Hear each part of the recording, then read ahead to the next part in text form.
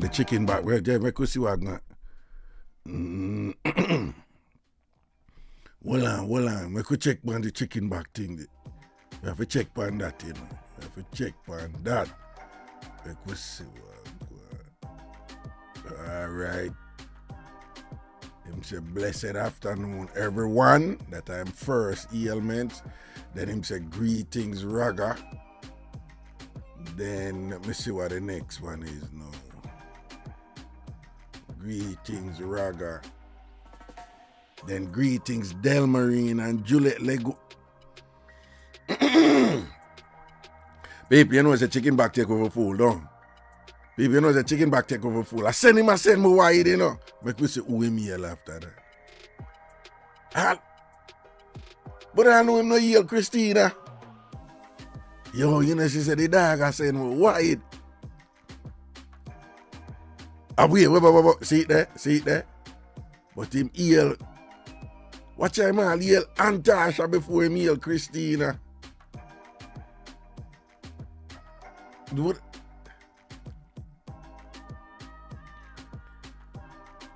You have to watch our runnings there, you know, people. When I let you go, you see it. When they pan it, chicken back, you can't go around with. You can't. Good afternoon, people. Let's go.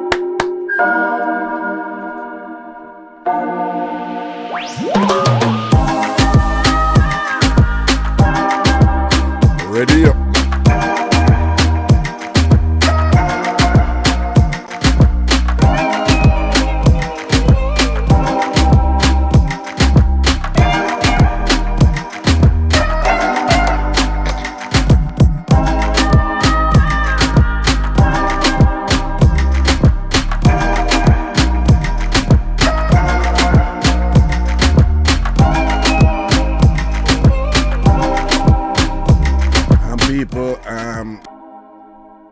You know, I remember I telling about the half dozen carbolic soap that I did I get for Java me. It finally reached her. And she said it make a difference. Because she did use them Wolipa. Nowadays, bossy body wash something of them. The body wash something of them bath and body works, which are good. Them work for everybody else. Them just never did that work for fear or tough skin, you see me? Because not all skins are the same, you know? And, you know, Java, the dirt them on Java skin, is where we in a Jamaica, we not say them stubborn, we call them stubborn. Stubborn. We fling with the S. Fling with the S. Stubborn. The dirt them pan Java skin them stubborn. You understand? And a carbolic soap are the thing. Carbolic soap are gangster soap. Right? Carbolic soap drape up dirt and box up dirt. And say, go from your some man and run with dirt and all these things, right? And I saw that work out for her and thing, and me just want to big up everybody who did support the movement, right?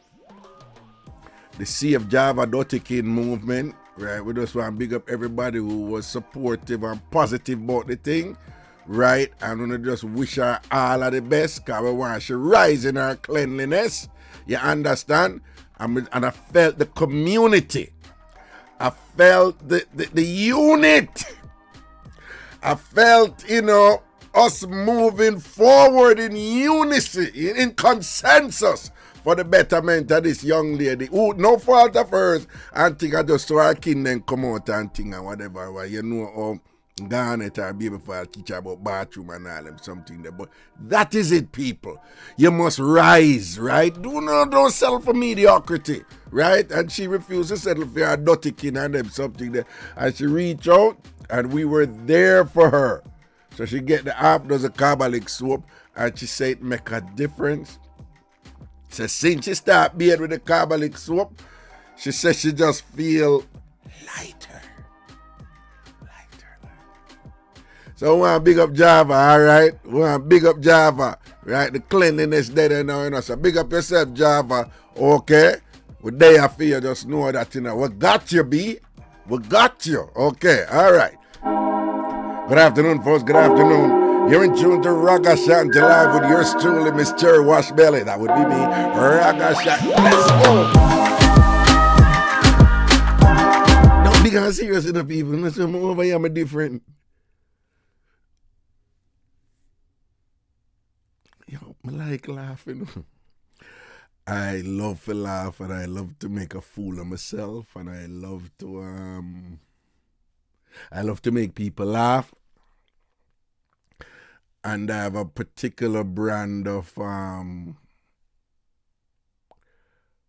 comedy, a particular brand of humor. It goes in my personality, but it's particular, and then of course it should be obvious to you all that it's particular to our Jamaican experience, and it has a certain decibel level that it's delivered at, and it has certain language that I play with. Some Jamaicans have a problem with it because we have diversity in Jamaica like any place else. So some Jamaicans are, they're not exactly comfortable with the ghetto social order, and at times their expressions are such that manifest ignorance, insecurity, and this ingrained thing in them where they believe that certain things are superior to others. But I'm very much comfortable with where I'm from. I want to grow from that, just like Jay-Z said. You don't work this hard to stay the same. I subscribe to that fully, but at the same time, I love being the complete me, and that is important to me. It's more important to me than money. You got to make money, You have responsibility and bid. You can't sit down and go lazy with the thing, right? You have to go out there and work. You have to do something or whatever. But as I have said over and over, it's and to some degree it's an age thing. I find that people in my age group tend to think the same too. Yeah, we value relaxation, peace of mind, contentment, and the ability to enjoy the simple things of life. Those become really, really valuable. They're just incredibly valuable to me right now. Like feeling good about myself, feeling good about who I am, being comfortable with the core me, the Jamaican, Caribbean me, and being able to live that and manifest that and not be imprisoned in facades that I'm supposed to, that I'm supposed to wear, that I'm supposed to put on because of how old I am, because of my credentials, because of this and because of that. I just love being myself. And doing these shows is an outlet for me to be myself. And whenever I am, I want to see the difference. I want to feel the difference, and I'm happier for it. And yes, it's more important than money. It is more important than money, And I'm feeling good today. And I've been feeling good for a good while now, don't it? Right? Feeling good here. Good afternoon, folks. Let's go.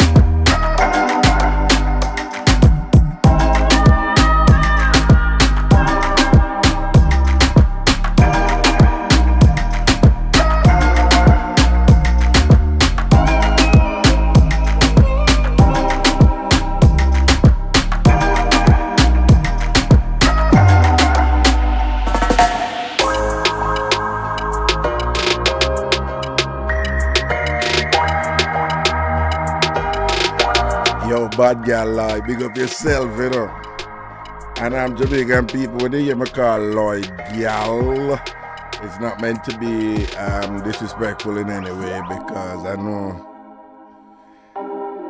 I'm about to memorialize a banana, so bear with me.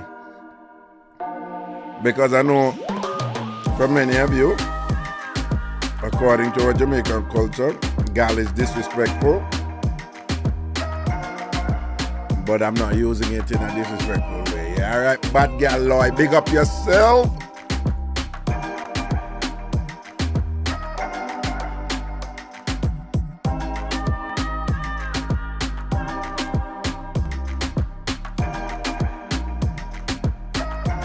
Why, thank you, Sonia. It's very nice of you. I love turtlenecks. And big up all of the Jamaican, but only still as a turkey neck. Some of them think they want to stop, I don't pick on people about stuff and language thing and whatever. But only need to stop called turkey neck. It don't sound good. It don't sound good enough to stop it. Stop called turkey neck. It can't yam.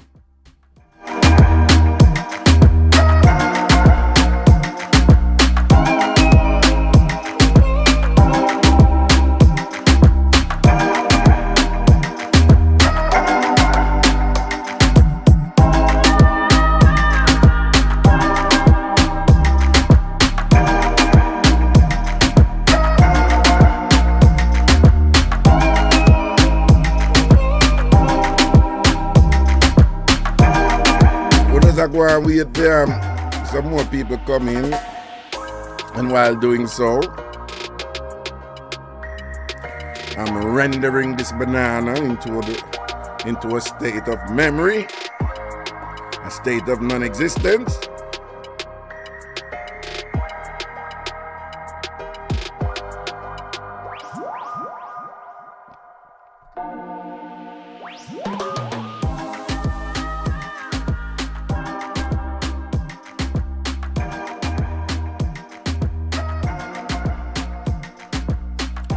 Well, to each your own, to each his own. You know, there's some people don't like banana, them don't like the smell of it or the taste of what do you mean? Banana, one of them, you know?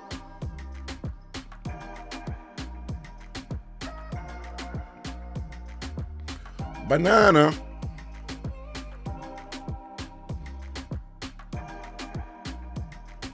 might be second to mango.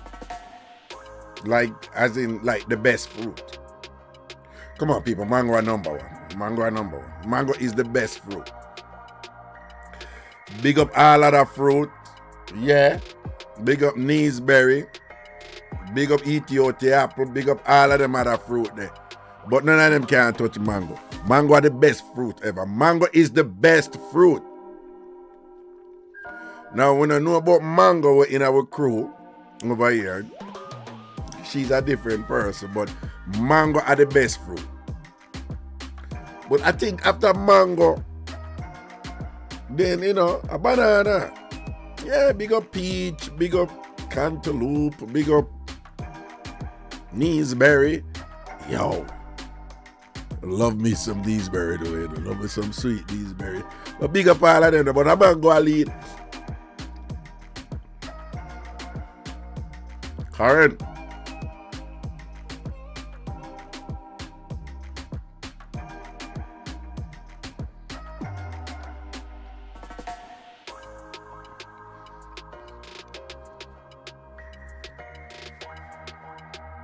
Karen Robin, no, we are talking man. Sweets up. Yo, sweets up a boss, you know, man. But sweets up can't, none, let me see. Juanita Adolphus. Hold on, people, hold on, stop right.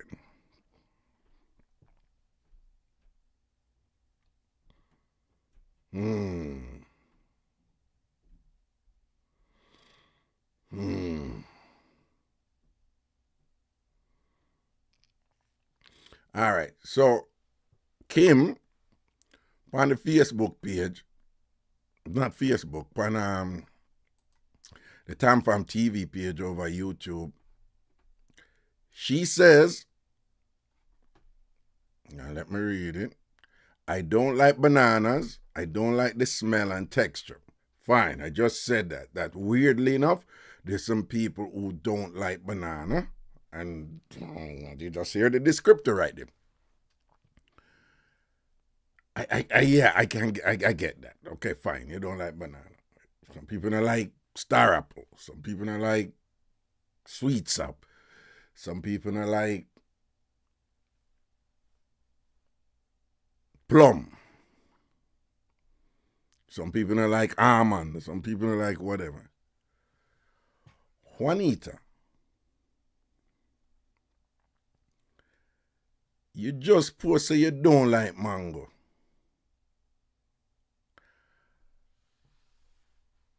Juanita,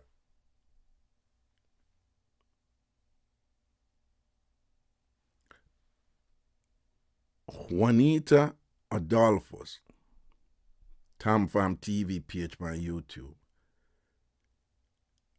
She says, I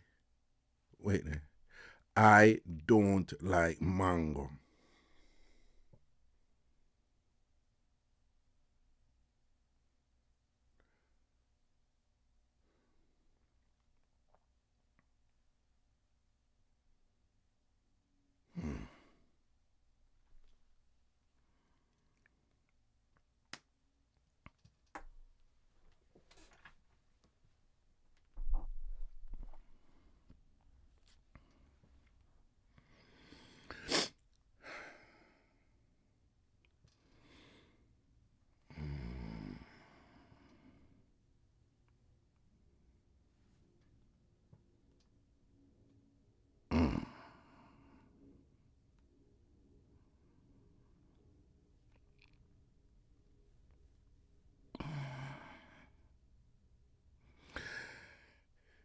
people, there are times in life when you come up on certain things, and it is incumbent on you, it is absolutely imperative that you not allow your feelings and your emotions to lead, right? You have to discipline, control.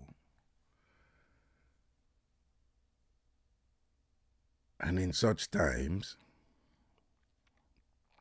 it is okay. It is okay to reach out to some supernatural force for support. It is okay to call on God. It is okay to call on God. It's okay, right? Because were you to succumb to your instincts, in that situation, you may end up doing something stupid. And we're making good choices over here, right? Our lives in Tamfam is about making good choices. At the end of the day, whatever happens to us, whatever comes back on us, even if done by somebody who's the most evil person there is and whatever, it is always the result of some choices we made. So at this time, we're going to make good choices. People, you saw that. And she's continuing to post. She just posts, "I don't like the smell of it." She's referring to mango.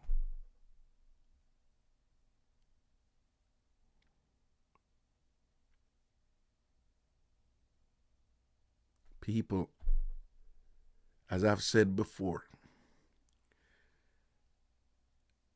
mango, the quality and nature of eating mango is such that it brings people together. It facilitates unity. It strengthens bonds, families. And let me provide the evidence again. You have never, it is not a custom and tradition for everybody, like family, to come together and say, "What are we going to eat? Banana." People eat banana, but nobody does that. It doesn't bring people together. There is no special joy in in coming together in community to eat banana. Nobody does that. No group does that. No family. Let's all go eat banana. Nobody does that. Nobody does that with banana. Nobody said, "All right, come on, we need to come together." Like, people traveling to Jamaica. You don't hear people say, I don't want to go to Jamaica in February or March or whatever. I want to go when it's mango time. You don't hear people say that of any other fruit. Nobody says that of any other fruit in general. It's not a thing. It's not a thing. People don't say, "Okay, I'm going to Jamaica, but I'm waiting until it's star apple time." People eat star apple, but star apple just doesn't have that pull. Star apple don't have that. It don't have that thing. Nobody says that. Mango alone stands tall in that regard. Mango alone is up there.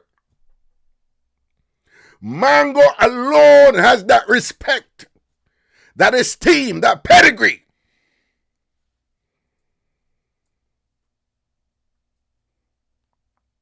And mango did not ask for it. Mango born with it. Mango can't talk. Mango just is, right? And it creates an impact on you. And the impact is undeniable. So when you hear somebody like Juanita come now and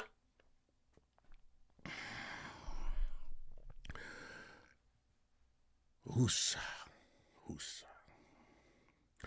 Almighty God, most heavenly Father, as we come to you in prayer, and the matter that is of extreme urgency.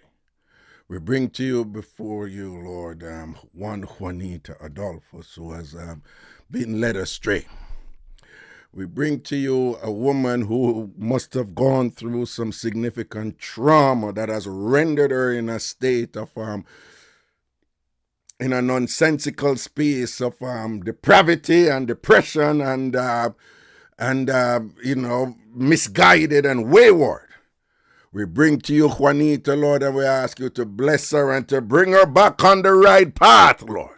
Lord, you see her out there cavorting with Lucifer in her hatred for mangoes. Lord, you see that is a no-brainer. Nothing can go so.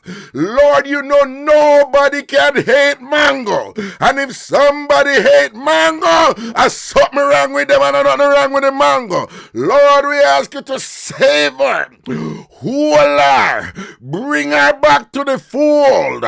Bring her back to decency. Bring her back to sense. Bring her back to a good life. She out there a walla walla with Lucifer.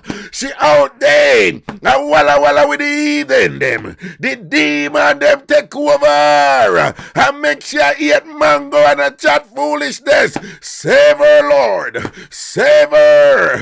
Bring her back. Bring her back. Center. These are not the mercies we ask. In your name. Amen. People, we're going to try with our here. That is what we do over here. We support each other over here. We're all human. Some people do some crazy, things and times and whatever. And we just have to help them because we're family over here, okay? We're family over here. And Juanita, I hope you're not being sarcastic about amen. Okay? All right.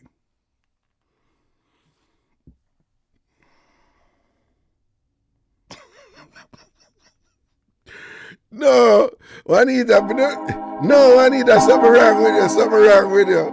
Something wrong with you, B. Something wrong with you. I'm going to see you, B. I'm going to see you, something wrong with you. Something right over there, so. Something right over there, so. Juanita, wag. I want to say big respect to all the folks on the Ragashanti page over Facebook. Big up on yourself, I see more Al-Shari. Sharon Shah, big up Millicent, Raga loves you. Millicent, what is wrong with you about crab is the best fruit? Even Millicent now, no sense to them. Yo! As long as I don't mislead the crab, no. As long, so people when they go to Jamaica, when they buy crab from mislead it. Oh, that hero circle, when they buy crab from her. I don't think she clean now, like everything balanced up now. I want to say big respect to Janet Roach, Sugar Nine Large Up, Simone Barry, big up on yourself, Everybody over there on the Ragashanti page over Facebook, big up on yourself, maximum respect indeed. Chirapadapa. Jamaican candy, BRAP good as big up yourself, body just strong and sexy, so what happened to you? What you have to look so? Me? Jamaican candy around I make it healthy. I make it damn good. Mind yourself. Ready up now. And of course, once a big respect to everybody. Tam from TV over YouTube. Large up on yourself. Proper thing. Just a wait for the people them coming. Mystery. You say you're new to the channel, welcome. I want to talk about I am not alone. What she mean? I wish I talk about she not alone. Somebody else said I'm not like mango. What? Cheryl bless. I don't like mango either. I went to Jamaica in June and I never eat any.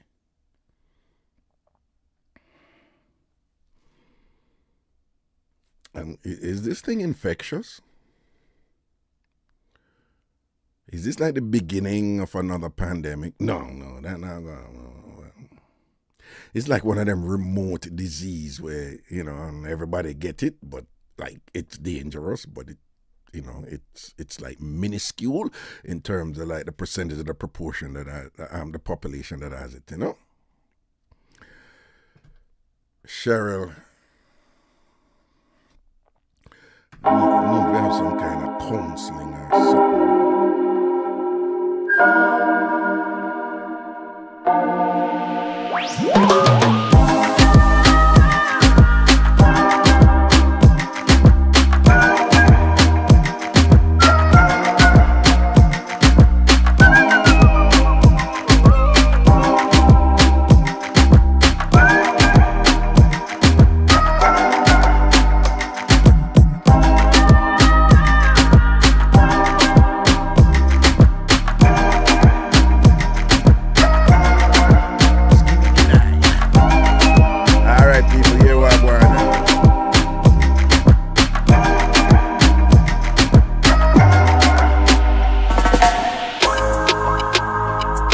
Have been asking me.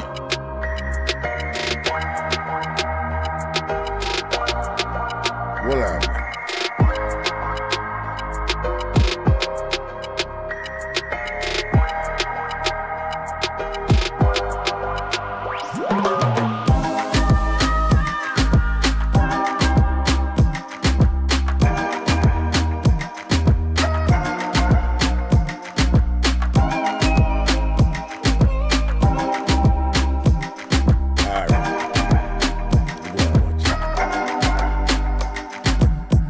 So I've been asking me to go over some things, some new something and some old something and thing.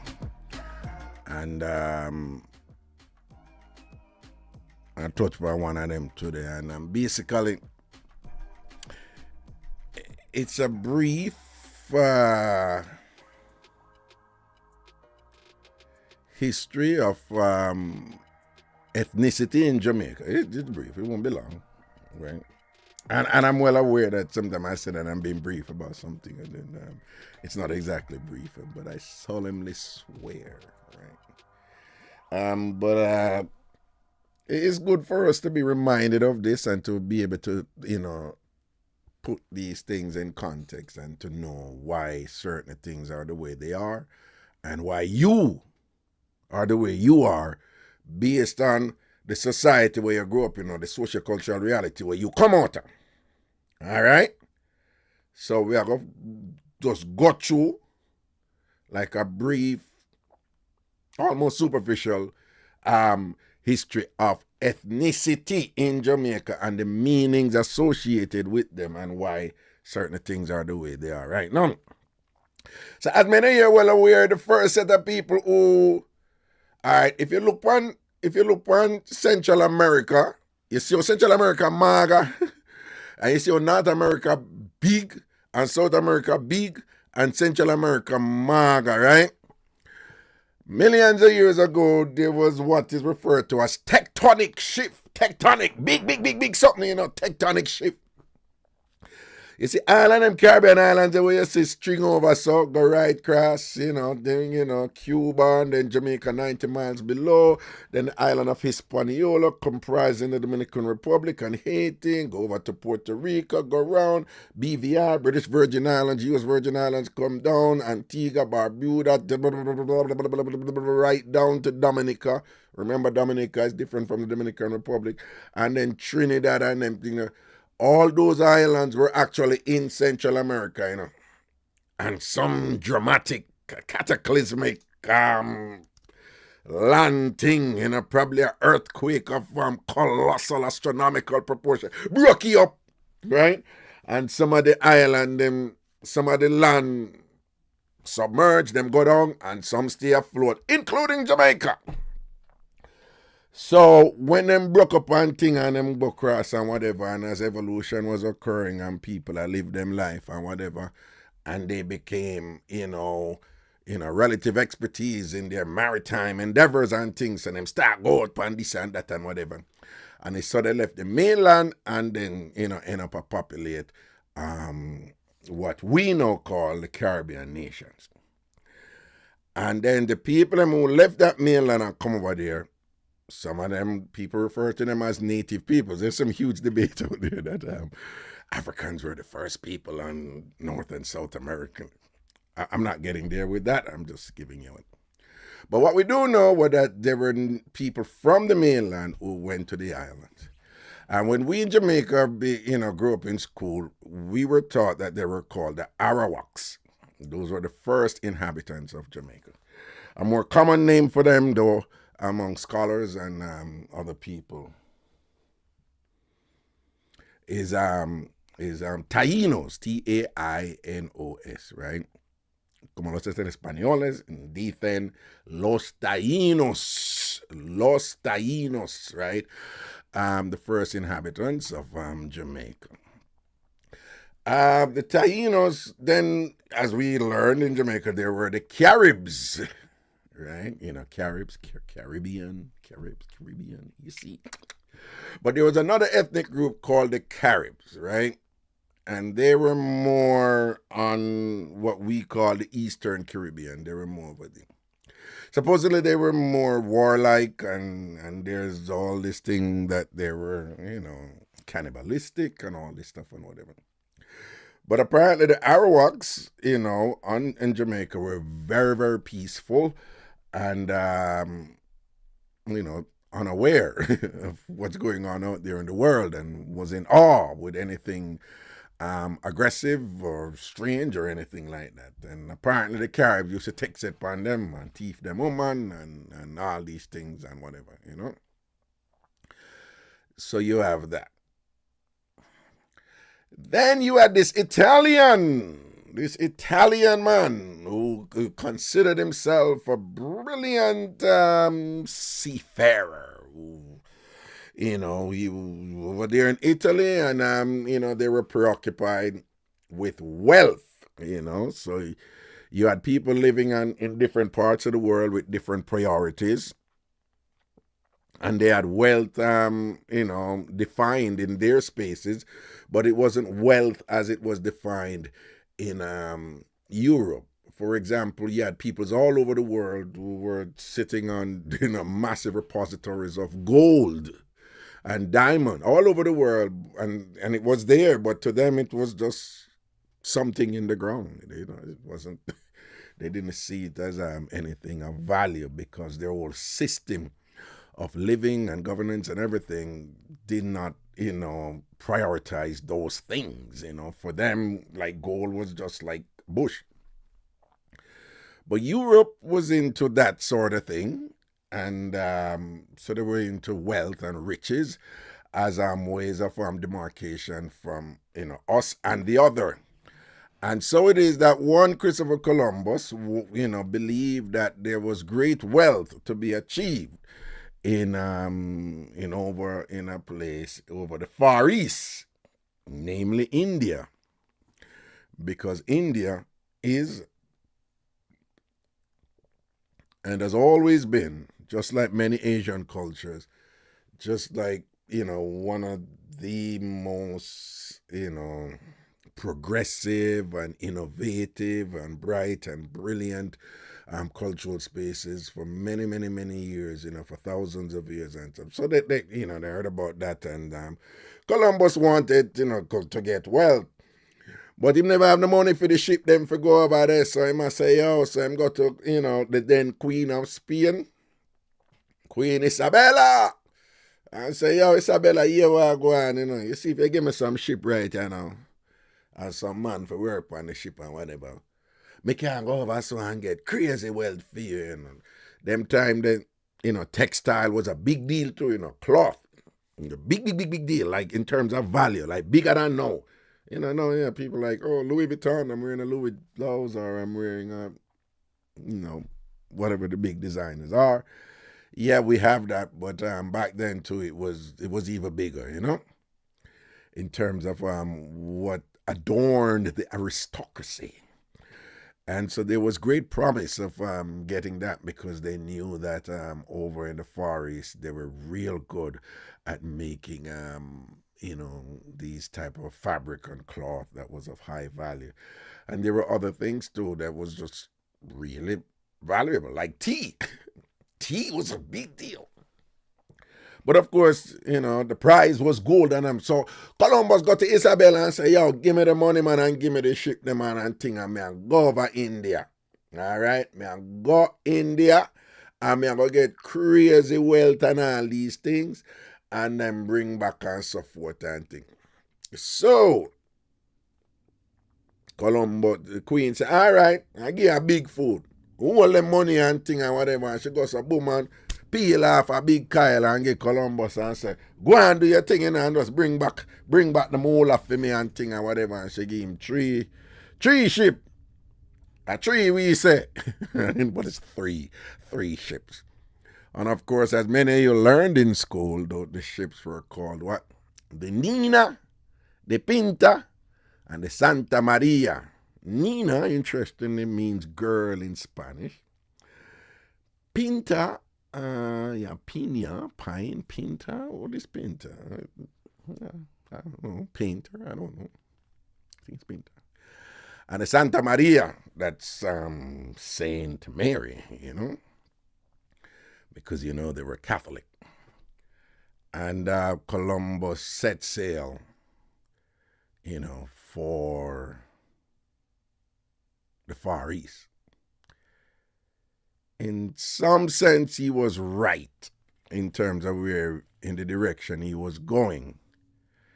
But he would have had to gone all the way down around South America and all, you know, and dealing with all the dangers therein, and to come up on the West Coast and then to go cross, right? And to go cross over into Asia. Because those of you know on the West Coast, that is the side that, you know, with the Pacific Ocean in between with Asia, China, India, Korea, and so forth.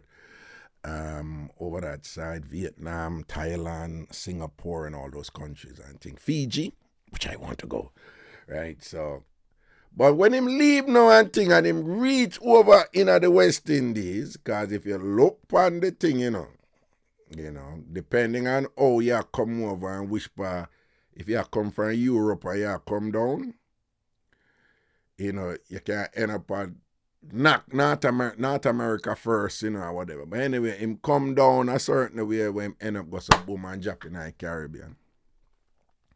And when him drop in the Caribbean, you know, him start drop on a couple island and thing. And he famously came up on a part of Jamaica that it's called what? Discovery Bay. You know why it was called Discovery Bay? Because that is where Columbus supposedly discovered Jamaica, which it's just such garbage, by the way. Sidebar. Like, stuff like that just irks me, you know, like, you know, you have all these people talking about all these things in Jamaica about, you know, people need to feel better about themselves and the crime and thing and whatever, and they can't understand how the young people them so wicked and evil. You know what? They don't have a cultural center, because developing a cultural center in our young people in Jamaica was never a priority. It was always reactionary. When Jamaican do something good, which most of the time was ghetto people anyway, our country people. All of the big people, all of the international renowned people who made Jamaica proud on the global stage, most of them, no disrespect to the uptown people and the elites and the, you know, Jamaica's aristocracy and thing, but it's not from them, you know. It's from reggae, it's from Rasta, it's from UC and from Sherwood Content in Trelawney, you know. It's always those people. But you know, we have all these symbols that demonstrate that Jamaica is still positioned in such a way where we have not found ourselves. We only know we're Jamaica when something good happens. Yes, Shelly and win. Pot cover. But we don't have that thing that you wonder why some other groups so strong in the face of adversity and whatever, and, you know, just relentless in defending themselves and have a sense of community and all them things and whatever. They have these rituals that celebrate their cultural core, that celebrate their history. Jamaica still we still don't even want to accept, say, we are descendants of African. We're still ambiguous about that, you know. We're still shame about that, and that is manifested. We still have bleach, you know. We still this and that when we hear. We still do all of them something and whatever, this and that, on a broad scale. Because that is where people come know, and that is what them do, and that is what them think them need for do, for look good, or for, you know, for look like them a rise, or them a advance, or anything or whatever. So, and here we have this damn place still called Discovery Bay in celebration of Christopher Columbus discovering Jamaica. Which you can't discover someplace if somebody was there already. But it speaks to the doctrine that we live in, because as far as they're concerned, the people who were there already didn't matter. They weren't even people. It's the white Europeans who matter, right? We still have this damn place there called Discovery Bay. Where I Prime Minister, all them some of that changing. All them some of that changing. Me I change them into something, you know. I know someone who care. My mother come from St. Mary. She was very proud of St. Mary. But we know where St. Mary came from. We know where the name come from. St. Anne. We know where the name them come from. These are all these British names. Portland is a British name. Right? Hanover, them name there, whatever. You understand? St. James, duh, King James version of the Bible. Right? And this and all of them something that come from Manchester, British. We are Manchester in Jamaica, we are Manchester in England. Right? Some people are them side that Manchester United, Manchester City, right? So you have all these English things, these colonial things that surround us. We're immersed in them, we grew up with them or whatever, which means we are fragmented because, you know, we're not even accepted, you know, in English, in the English dogma and the English doctrine and the English culture, right? So them still have to go and throw the Windrush people them from England after them walk them out for rebuild them country after World War II or whatever. This, like the English don't even really care for us. We're not a priority. You understand, you know? But we're just like immersed in all this, all things British. And so, but anyway. So Columbus, you know, went to, Jamaica. And when he went to Jamaica, he was greeted, you know, by these people who were in shock and awe with these big, massive ships and be like, oh my God, with the seal and thing like that, and how they were dressed and the regalia that they were in and whatever. And Columbus, being Columbus and whatever, saw the opportunity to exploit and slave these people right away. Right away. So what ensued was immediate raping of the women and men and children. That is not talked about. But the men were raped too. So these were these men on the ship, and I don't know, they're probably on the ship for months, and them come and see woman, and them horny, and they just do as they like with them and whatever, and slave them out and think. This is the Reader's Digest version. Walk them out, you know, took, you know, make them serve them and feed them and made them well and all these things and whatever. And these men on the ship, they also had a host of diseases that the native people of Jamaica at that time, their bodies were never exposed to that type of thing, so they had nothing to resist it and fight it and so forth. So the diseases, along with the slavery and whatever, led to the decimation of the native people, and that was genocide. Wipe out the people who lived on the land. The same Columbus who them a praise every day. That genocide took place. So anyway, you know, and then Columbus would go back to Spain and come back and all this stuff or whatever. But then and so it is that Spain commenced you know, building its empire, its global empire. Portugal was the one who started it with the slaves, but Spain jumped in and excelled in it even more. And of course, as we all know, Britain came in also and was like excelled more than all of them. And it was all about treachery and competition and being free to go in the lands of others and to take whatever you want and to kill who you want. Because, as is the case with the human experience, whatever we do, we have to have a reason for it. Human beings, we cannot do anything without there's a reason for it. We have to have a reason for it.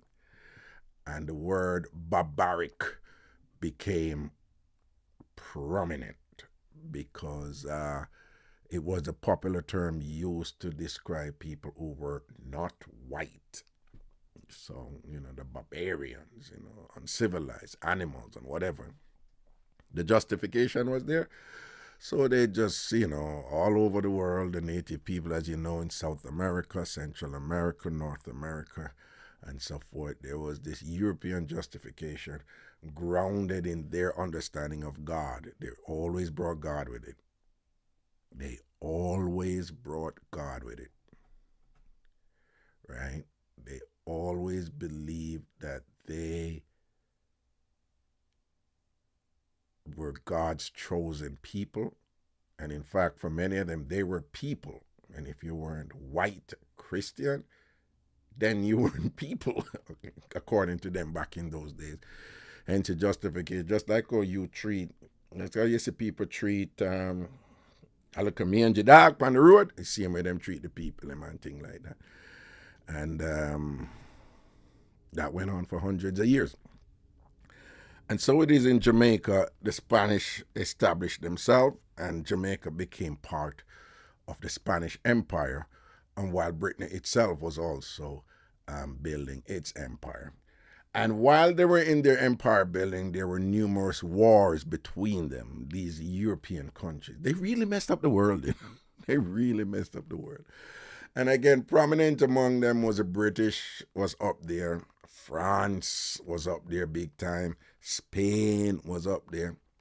The Netherlands were up there, commonly referred to as the Dutch, as you know. They had a huge part of South Africa, that led to the, years and years of apartheid. So the Dutch were very involved also. And the German were involved at a lesser scale, but very much involved. And they too, were involved in all sorts of genocide in Africa too. And, the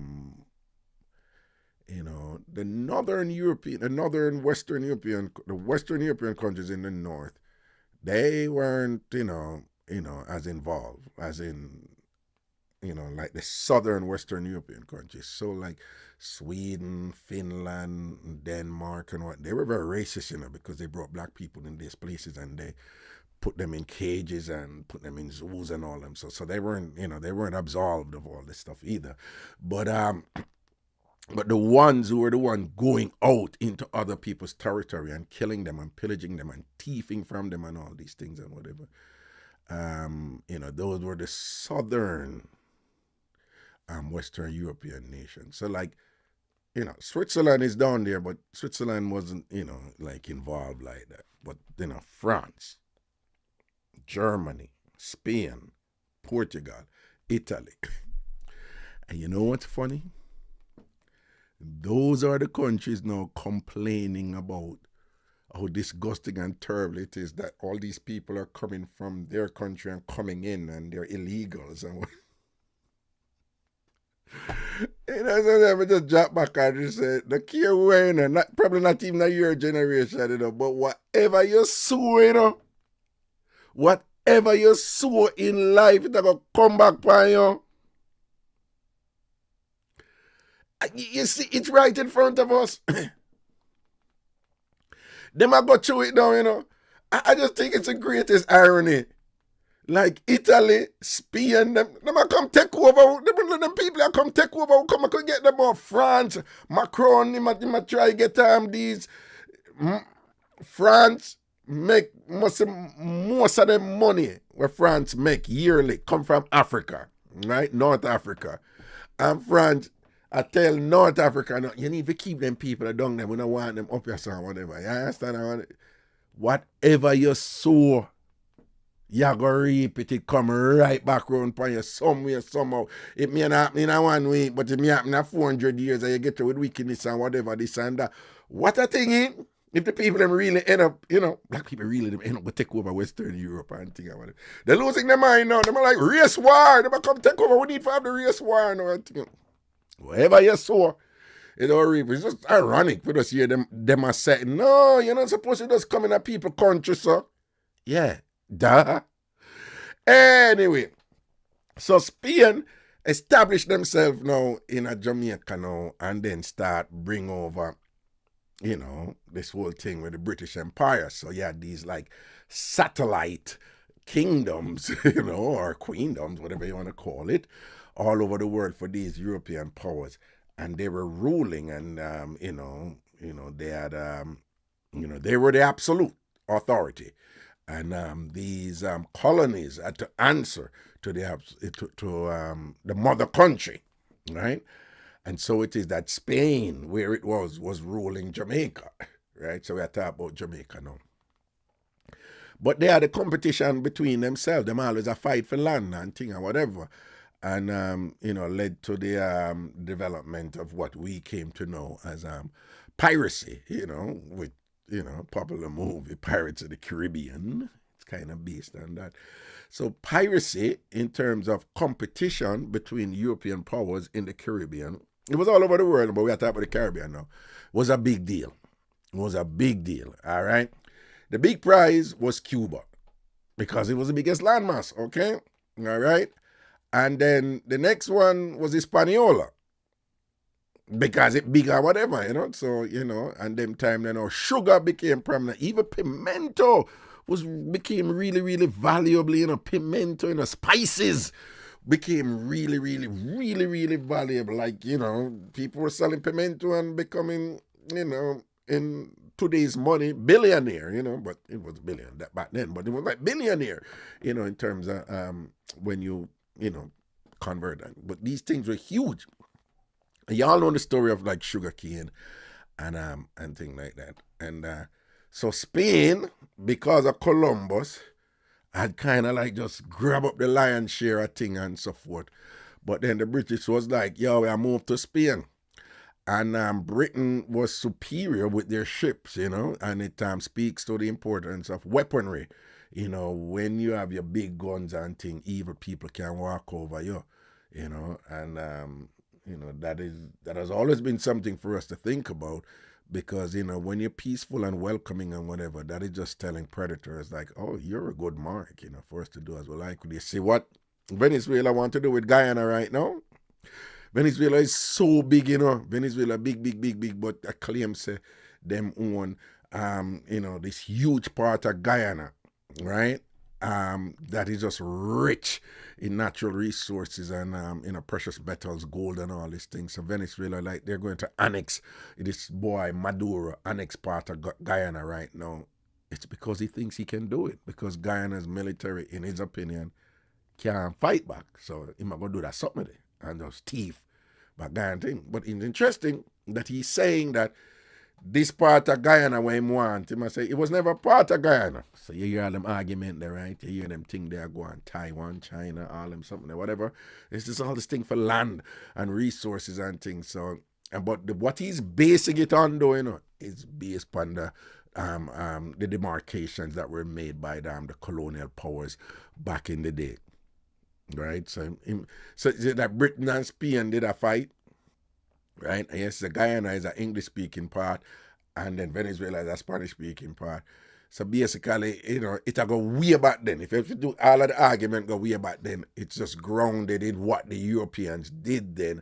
And to this day, we are experiencing these differences and these wars and whatever, grounded by the way they just frig up the world. The Europeans back in the day. All right? So we see all those things unfold. But anyway, so the Spanish now had this amazing empire, and then the British start move to them, and then it lead to all these wars and whatever. And then on the British side now, I don't know about Captain Henry Morgan, who was a pirate. He was a thief. But when him thief and say, yo, English-speaking people and Britain and whatever, this and that, Britain was like, yo, the big thief there, whatever, how am I juggle with we? All right, make him the governor. And things like that. And be a thieving did go on and them a war with one another and things like that. Anyway, so Britain did have it hype and pan Cuba, Hispaniola, and thing. I remember I said the French, them they down there, that's why you have Haiti. So you see how the Caribbean makeup right now. You have 4 so-called mother European countries who figure prominently down there, and things. So the smallest is the Dutch, right? That we refer to as ABC Islands, Aruba, Bonaire, and the Curacao. So Aruba and Curacao, they're more known. Bonaire is smaller, so it's ABC, right? So they speak Dutch, right? So Dutch as in Holland, the Netherlands, and think they speak Dutch. And the Dutch is also in South America, down in Suriname and them place there and things like that. So they had their presence there. And then next up from that we had France, right? So you all know about Haiti, you also know about Guadeloupe, you know about Martinique and thing. Those are results of the French when that the French end up within the war down there. And then next, you have the Spanish and the French, who are the dominant players down there. So we have these, uh, Spanish and the English, my bad, right? Who, as you know, is dominate the Caribbean, right? So you have what is referred as the English speaking Caribbean, and you have what is referred as the Spanish speaking Caribbean, and it is just the way they messed up the thing again is like, I was in England and I went to the Dominican Republic, and which again is just 90 or 100 miles from us. And I'm talking to people there and telling them I'm from Jamaica, and they thought Jamaica was in England. We're neighbors. That's how them frig up the place. So we're virtual strangers based on, the cultural differences in language and so forth and things like that. And even now, it's a simple thing, to establish, travel routes between the countries. And, it's a difficult thing to do because we're so different. We don't know each other in the Caribbean, and we're so close to each other based on how the European and frig up a place. All right. So anyway, the Spanish, wool upon them country there and thing because of Columbus. I remember Columbus is Italian, though, the Italian, them never really did do that thing as in the Portuguese did. The Portuguese got the huge prize, which is massive Brazil and thing like that. So, and they were also in West Africa, up in the Cape Verde parts and so forth and thing like that. But then the British now start move to the Spanish, and big war broke out with the pirates them and all them something there whatever, and the British them manage to whop up the Spanish them now in a Jamaica and beat them up wicked and thing and run out the Spanish them, and the Spanish them then Lego and them run go Cuba. And then the British take over Jamaica in 1655 and set up them thing as they've been doing all over the world. And I remember they said there was a time when the sun never sets on the British Empire, such that the British Empire was just so vast and so pervasive all over the world that at any time, any given moment, sun always a shine on some part of there's day in some part of the British Empire, all the way over into Asia and so forth. So after 1655, the British are there, but of course, the Spanish did done set the thing already. Say it's white Europeans are the supreme race. White Europeans control the wealth. White Europeans control the land.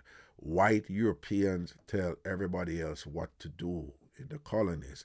And if you go on like you don't want to accept that, death in the arena for you, right? And force and brutality and wickedness and evil was used actively, daily, to ensure that supremacy in their position relative to everybody else. And the British come in and they maintain that too. All right. But the British now, in Britain, they too was having hundreds of years of conflict, right? And their thing was based on, you watch these movies and you see these, them have them flag And you see them, those old school British War and thing like that and whatever. So in what is now called the United Kingdom, deliberately named that way, because them say the king was always based in England and whatever. The king's supposed to run everything. The queen's supposed to run everything. So them always have for them war, right? And it was between England, what is now known as Wales, and Ireland, Northern Ireland. Remember, but Ireland is different from Northern Ireland, but we're not getting into that. But I'm always have for them war too. There's always been war. Just the same way in Asia too, with the dynasties, them and thing and whatever. So Britain always have that. And within their social order, some people were supreme. Not all white people were the same. Some white people better than some. So the ones who considered themselves the best out of everybody were the English. And so it is that those in Wales and those in Ireland and whatever, they always hated the English, because the English themselves, the English was you know somebody asking about the Ghana trip. I'll get in touch with them after. Because now the English with this whole thing about superiority, and we're entitled to enslave everybody else or whatever, because we run things and whatever and thing like that, and the resulting wars. And you see all kind of stories told of those things. And Mel Gibson in that movie, that what was it called again? That it was a well-made movie, with Mel Gibson. It was a true story. It was a true story. Of course, it was remade, under the conventions and mechanisms of and requirements of Hollywood, but it was based on a true story. So they might fit them war, but what I want you to understand is that amongst them, they had a hierarchy. So they were all white people, but they had a hierarchy. And unfortunately, in their hierarchy, the Irish were the worst. Right? But the Irish were just vehemently proud people, and bright and accomplished too in their own right and whatever. But that war they did, and that came all the way over into modern times. Some of you might be too young to know about the Irish Republican Army and its war with Britain and the resulting, deaths, and all sort of things happened for years and years and years. The war, the actual war, it done, but there's some simmering discontent there, because you have a deep history of mistreatment and mistrust and all these things that exist between them. So the Irish were treated like crap. They were even starved and thing. I don't know about the potato famine, if anyone want to check out that and whatever. But the Irish were treated as crap. So I want you to keep that in mind. Like Britain was at the top when the Irish was treated as crap. So when Britain took over Jamaica and thing, they brought their social order there too. So you were elite and you were of the aristocracy, if you were just one, if you're from England, and if you're from certain parts of England. Many of us Jamaicans, we seem to think that we are the creme de la creme of the Caribbean, to the point where a lot of people don't even like, because people say, yo, Jamaica go on like, the Jamaican them go on like, say Jamaica, the Caribbean, them no say, and whatever, right? So a lot of people don't like we, because, we act like, we are like it in the English-speaking Caribbean. For many Jamaicans, it's just confidence and things. However, during the time of colonial rule, Jamaica wasn't the creme de la creme. It was Barbados. Like the richest people, the most esteemed people based on their roles in society and whatever. It was Barbados. So you have some in Jamaica, but it was Barbados. Barbados was the place to be if you were top, in the British thing. And but Jamaica was a moneymaker.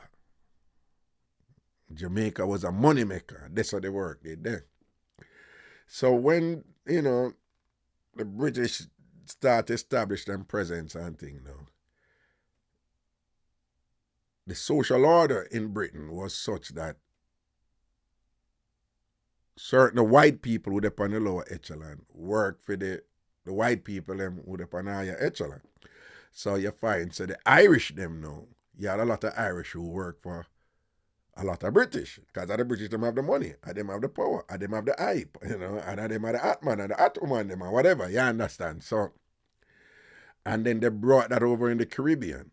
So you find, so when British, people came over in the Caribbean, they brought Irish people with them. And the Irish was on the lower of the lower. In fact, some of the Irish were even slaves in America. Yeah, they were Irish slaves in the what is now the United States of America. That was a thing for a while. White Irish slaves. Certainly wasn't viewed the same way that the black slaves were, but they were slaves nonetheless. So, so when you see people from Ireland like have a chip on their shoulder, that's deep, deep, deep, deep, deep, deep, deep in history. Deep, go way back, So they have this kind of resilience and this defiance, like, you're not more than me or whatever, like the luck of the Irish and them can fight and all these things, So, because Jamaica was a moneymaker where they worked and whatever, and the Irish man them now was like the foreman them, And you'd have some Irish plantation owner too, But remember the British them really run things, them at the top. But the Irish man them now was the one them who, kind of second in line come down. And then now, and I saw anybody here Mac in Jamaica, Irish. Mac Knight, McIntyre, McNeil, McNish, Mac Irish. When you hear Mac, you say we're full of Mac and whatever, that is that's Irish. O'Reilly, anything you hear O'Reilly or O'Neill are them named the Irish. Right? But if you hear Williams, British, Williams, Bennett, the commonest one there is in the world, Smith, you name Smith, or you name Brown, And of course, there's all this story, where Smith came from, because back then you took on the name of your profession if you're from, a certain strata of the society. So Smith came from blacksmith, and I saw you hear people name, sometimes people like, them white people have the name Black. And them the black and them eat black so much. Well, it really came from blacksmith, and you have names like Mason. You're a Mason, Carpenter.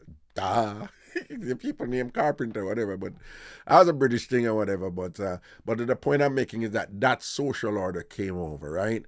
And those demarcation between different aspects of people and so forth, that came over. Wasn't this supposed to be brief? Don't get me started with this thing. I'll just go in and But again, I know who my listeners are. So I know that some of you, I feel good, knowing that I get feedback from you all the while, like, yo, we love when you do this, we love when you do them something, we learn, and this and that, whatever. So I feel good. I don't think I'm boring you. What I'm doing is not for everybody, because, some people are coming like, so we want to mix up, we want to joke or whatever, but I know that a lot of you appreciate this. But anyway, I big people something I go out with over here. Yes, man.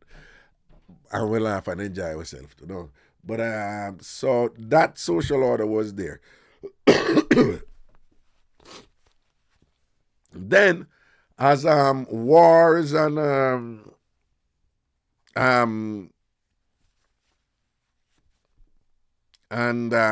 disagreements ensued and so forth,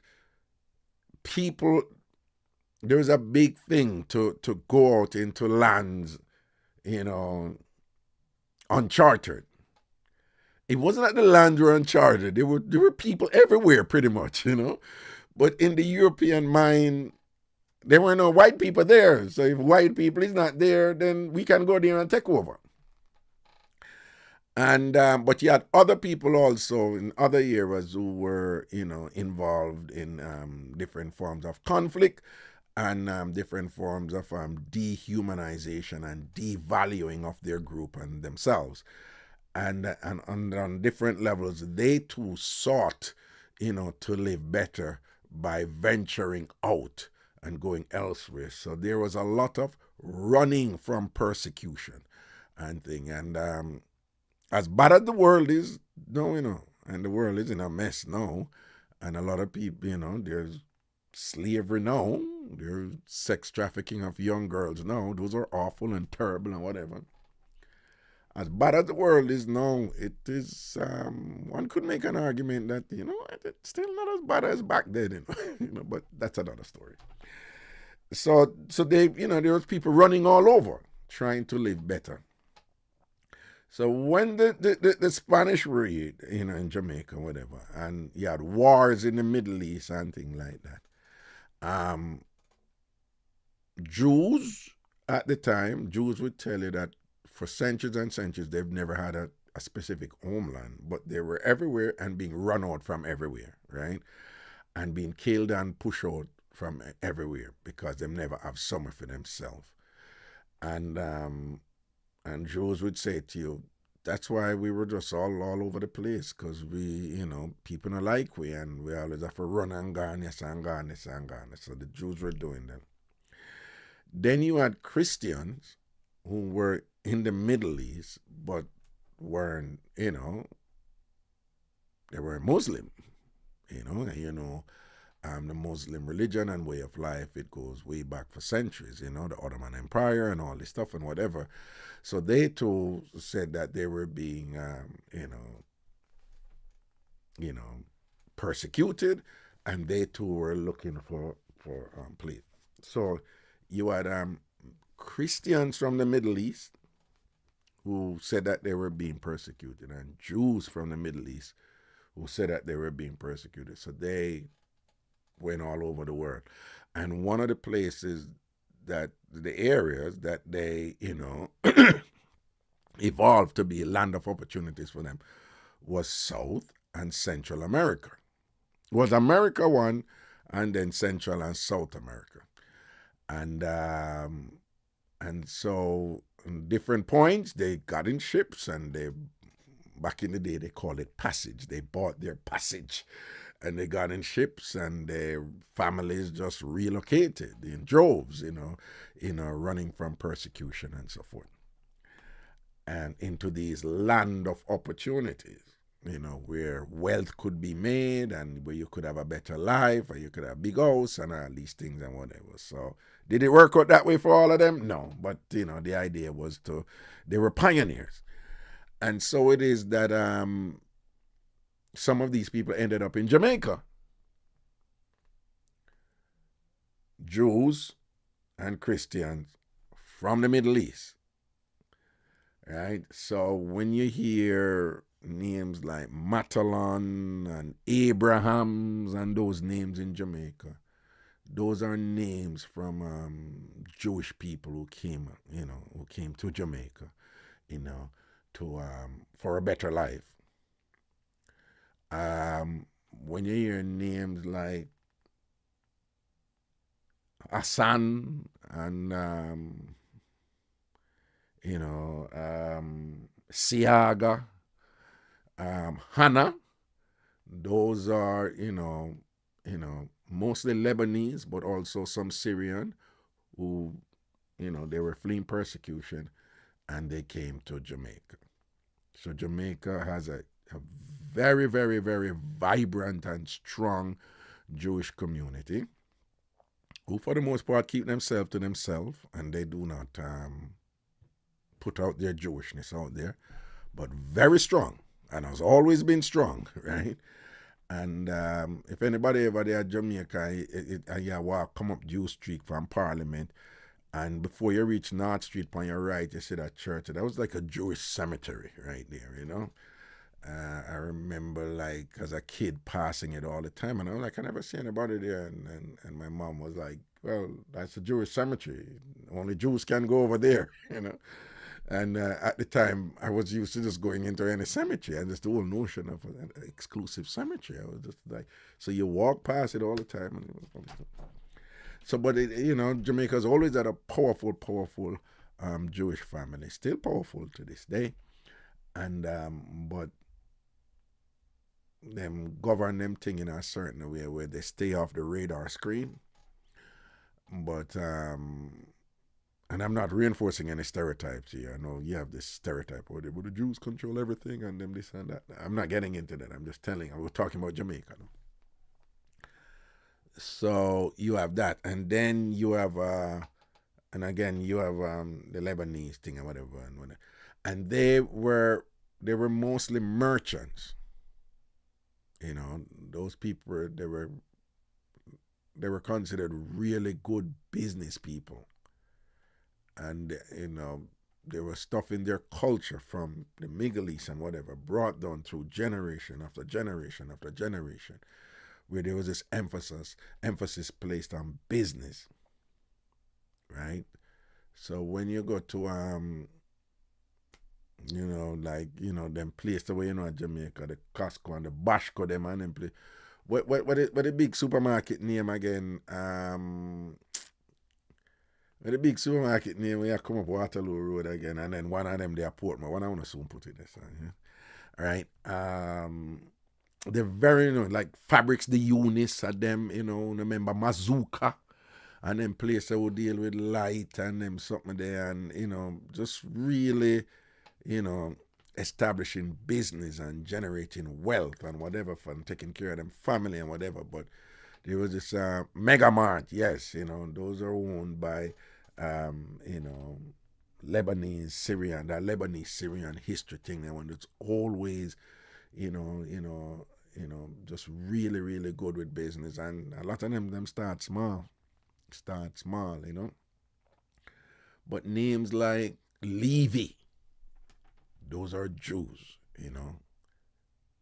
We hear, former beauty queen Kathy Levy, you remember her? Those are Jewish names, like Jews figure from. So remember, so you have the British, and you have Jews, and you have Muslim, we'll say Arab, right? And then you have the black people who they brought over as slaves. Let me just be reminded of that, because I just assumed that was obvious. But that when Spain and Britain was working the plantation, the whole thing about, going all the way across the Atlantic. Remember, what I find interesting about this is that the white British people, they need labor to work the plantation to build wealth, because there was a lot of wealth. Sugar was like the thing, so we need labor. They had labor in the Irish, who they consider like the lowest of the low. But their reasoning was the Irish can't do that work here. Them can't do that work here for do the output where we want. Right? When them work out the native peoples, them in their estimation, them not strong enough. Them can't do that work here. Them not strong enough. Them not powerful enough. And what they also didn't say was that they were not smart enough.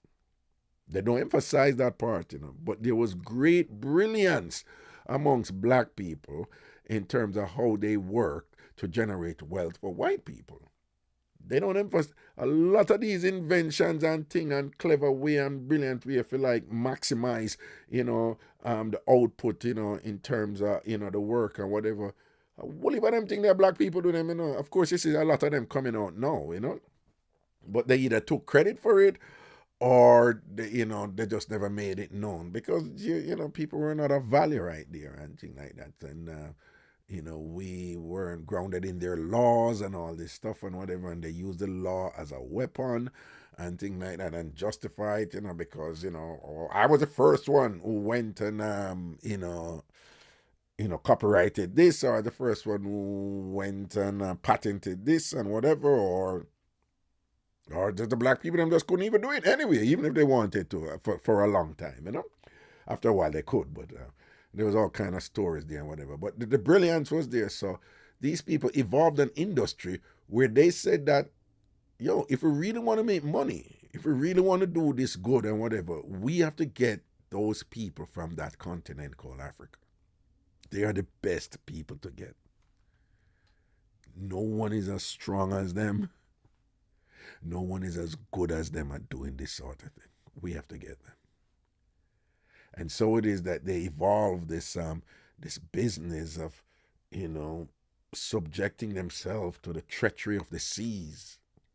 You're going across, massive ocean, the Atlantic Ocean, at sea for months upon months upon months, and you have to go capture people, and you have to bribe, one group of people for say, you see that group of people that you are war with, go catch them and bring them free and all this stuff. And when it was this massive enterprise of, of chattel slavery that emerged. And, many of you know some of the unfortunate, well, not some, like the whole host of unfortunate things that happened there, resulting in the deaths of millions of Africans. Them that kill them from Africa and then put them on the ship. Enough of them dead on the ship. Them just throw them off. If them too sick, them come and then them sell them in subjugation, in slavery for hundreds of years. So yeah, people just wake up working 16 hours a day, non-stop and thing and whatever, and being bred like animals, for, pedigree slave that, they claim, all sort of stuff going on. But Jamaica was very much in the mix there. And the British were the worst at it. The worst that they considered the best at it. So we can get into that and on, but the point I want you to know that there emerged a social order. White people were at the top, but amongst the white people, it was the white British. Then you have like the Irish and the Welsh next. Then down you had people who were light-skinned too, but not black, who were, Arabs and Jews. And I'm not really educated on this part, but it is said that the white people, the white British and Irish, for whatever reason, that kind of rate the Arabs over the Jews, because the Jews, the Jews get a hard time with these things and whatever. And then black people was at the bottom, just broadly speaking. The black slaves were at the bottom. But the Arab and the Jews never really got along fully, but they were in the same circle, kind of like in that mid-level, the same circle. Unfortunately, they too, for the most part, considered themselves better than the black people when they came to Jamaica back then. So they accepted their status that they were better than the black people in the eyes from the white people at the time. And that demarcation was maintained. And a big part of that demarcation being maintained was defined by color.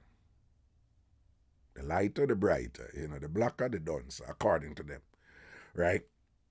And that went on for a while. So you find that those people, they would say that they were just sticking to their lifestyle, but there are accounts of them, many instances of them supporting the subjugation of black people in Jamaica or whatever, because that was the social order, established by the British and things like that. So I'm just giving you that kind of, that look at demarcation they were going. At the turn of the 20s, and that went on for a while. What will it something happen? I don't know about, our heroes, them, George William Gordon, the white man who put on him foot and so on, the too wicked and whatever, right?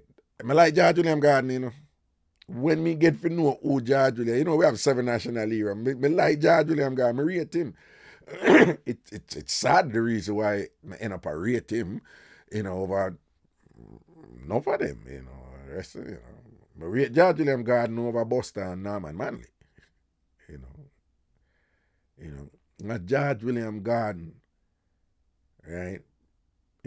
Buster, Banty and Norman Manley, is what we call Jamaican white, which we very often say the redkin people. We call it Jamaican white because there's some sort of, diluting or, just from being in a tropical climate and whatever. There's a sort of bronzeness that come out that is just not like the white people and whatever. But we call them redkin. But a lot of them were white. And but George William Gordon was a straight up white man. And George William Gordon just starts a wickedness and do a people them, stop killing people them, and them tell him, say, George, what you do? Because George William Gordon was a tap, tap in terms of aristocracy, white aristocracy. And George I say, yo, you know, stop killing black people, them man, go man, you stop it, man. And them go to George and say, George, we have do party. You want to cut out that something, man. You make, we don't want you to rise up a thing, because we have to control them, Remember, so them constitute the majority, We have to keep them brainwashed and indoctrinated and keep them down. We don't need you out there say that, How you want them to come kill with George? Tappy foolishness, man. We don't like it, And George I said, go, man, on the top, kill the people, them, man.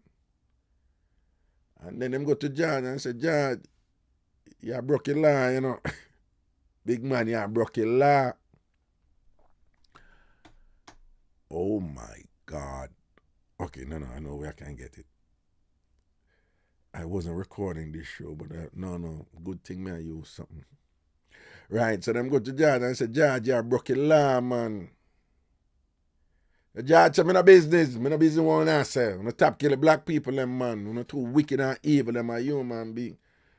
I said, George, so we have a couple of meetings about you and things like that, and, I tell you right, I know you have to go stop it, because and you don't stop it, we're going to do a thing, George said, go, man, do anything you want, or whatever. George, come back again, George. People them say them all lock you up, and try you, Tap kill the people, them, Ray, this and that. So them go so boom and arrest George and drawing George and carry George a court and thing or whatever. And when George I go through a trial and everything, and them say, George, we find you guilty and all them something, but,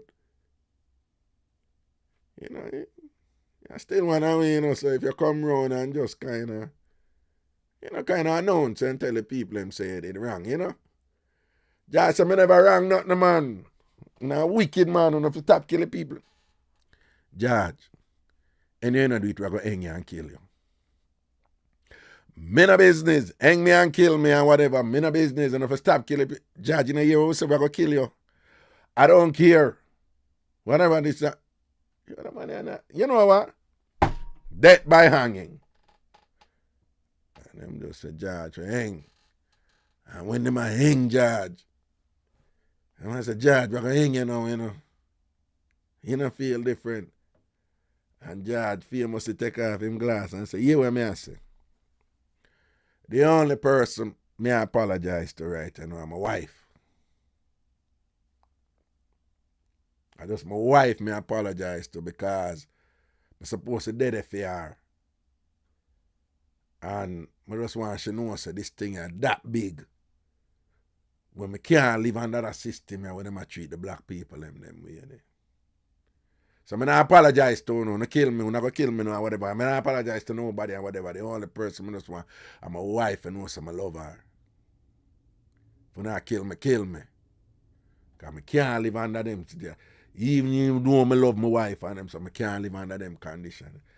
I can't live here and soon I treat the black people them way. Yeah. And George just say, yo, anything right, And then them hang George and kill George.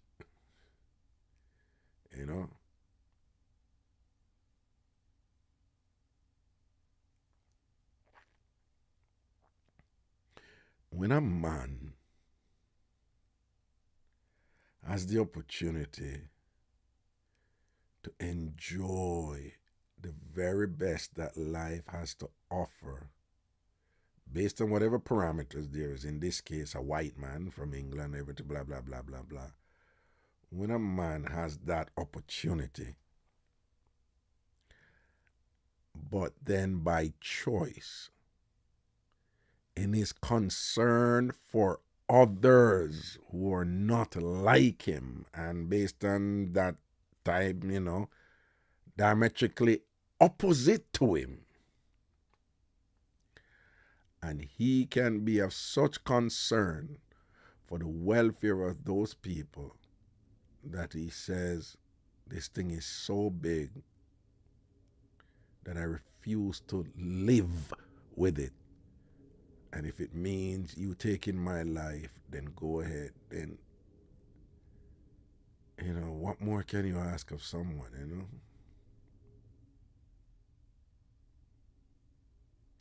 That's why when some people say, them not trust no white people. I understand, I get it, and thing. But right throughout history, the abolitionists in the United States and so forth, you have always had white people. Always had white people. And not the majority, who just stood up out of principle and was prepared to take it right to the hilt and defend what they knew was right and to condemn what they knew was wrong. Sometimes black folks, it's not that we're obligated to, we don't owe them anything, but, doing the right thing shouldn't be something that, you get brownie points for, but, and even now, sometimes we hear them say, oh, the black vote make you win. Is the black vote make so and so never win and thing like. No, it's not the black vote alone. You always had white people who stand up and thing and whatever, That was the story with George.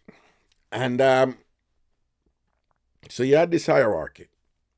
But there was always the issue of labor, right? So after slavery was so-called abolished, for a while, they maintained that type of relationship with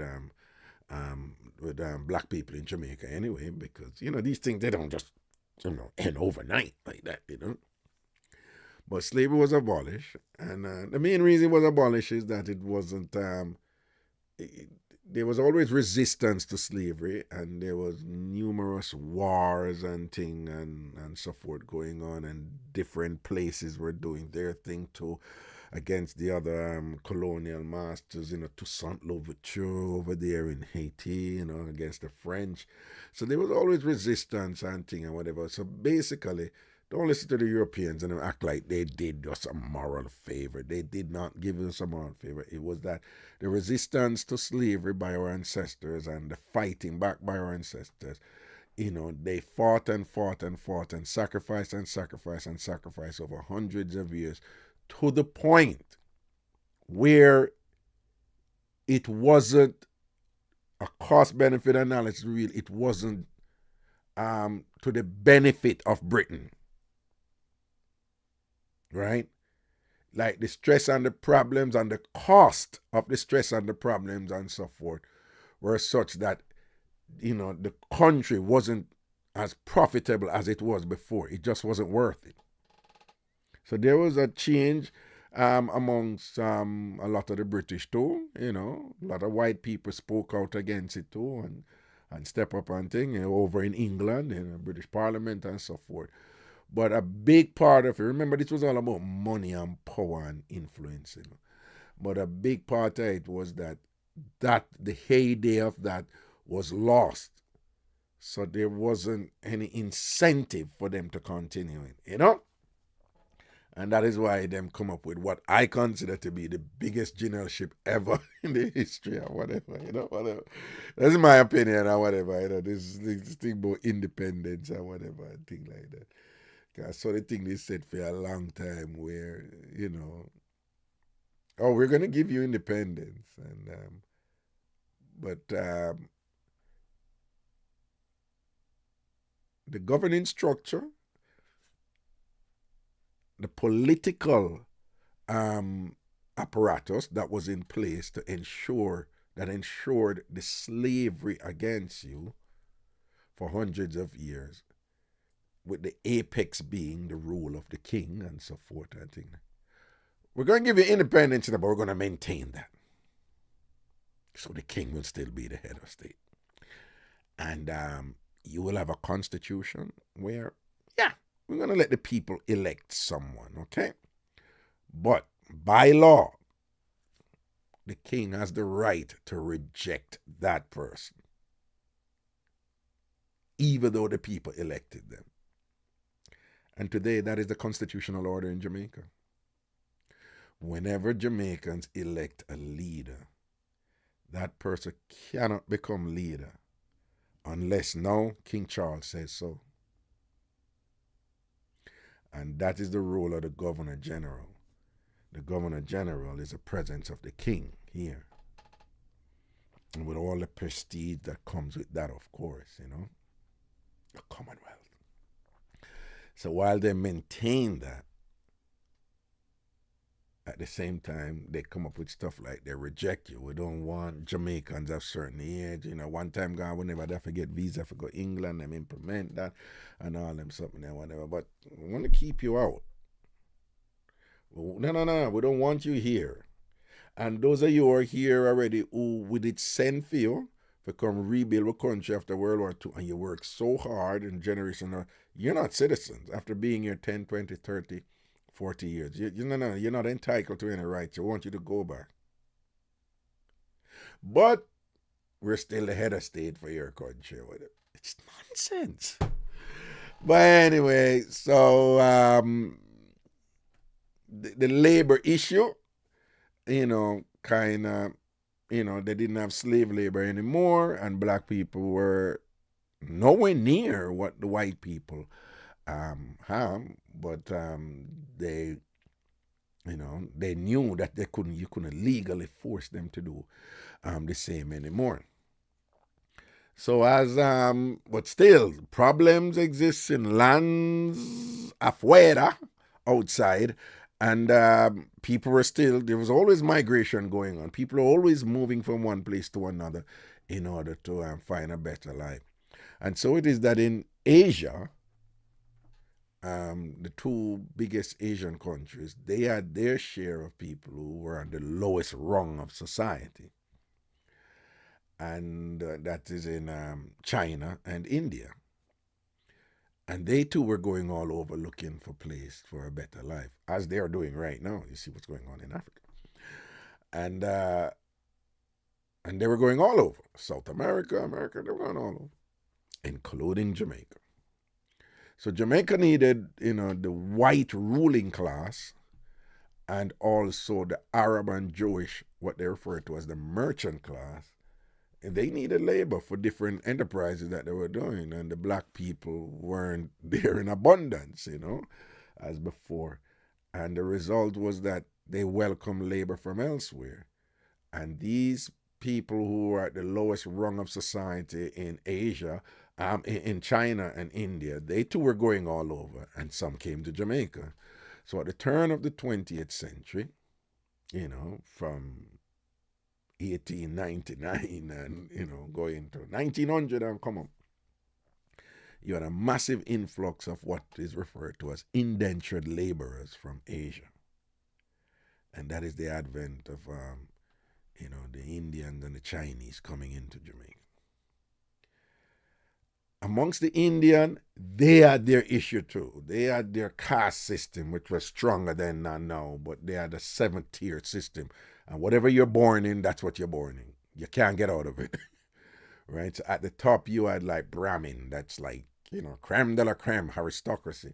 And at the bottom, you had what is referred to as the untouchables. And so Brahmin came here and thing, but it's mostly untouchables, like from India. And then in China, it was the you know, the same thing. It was mostly, you know, people who were being persecuted in China or wanted a better life, and then we have nothing, and them looking for a promised land, and they came to Jamaica. The Chinese did not care for the Indian. They don't like when you talk about this. But Chinese, they don't care for the Indians. Because a big part of it, the Chinese have lighter skin and the Indians have darker skin. So this whole notion of colorism was just very much present. So when they came to Jamaica too, in the midst of something where white people at the top, white English people, then you had the Irish people after who, by the way, the white people claim the Irish people, you could tell them because they were darker, because the white Irish work out in the fields while the white British them stay inside, and there was a big thing there, the paler you see white people tan now. You see white people tan a lot now if it look good. It wasn't like that back then. The paler you were, when you say pale like white out or whatever, that's how your thing turn up. That's how your thing turn up. And there was this thing about the Irish threw them out there and them darker with the tan and whatever, they're closer to the Negroes. Of course, they didn't say Negroes, they say another N-word, you know what that is, right? So, so the Asians, i.e. the Chinese and the Indian, they came into that social milieu, which existed elsewhere. We was talking about Jamaica now. So they came in that milieu and they see this colorism in force. And they adapted to it. And the Chinese, I have nothing to do with the Indian, them. Don't mix it with them lower than we, And then you have some Indians who were like, for them country, them are the lowest of the low, but when them come over, we ain't Negroes. We're not like the Negro them and whatever. And this was all over.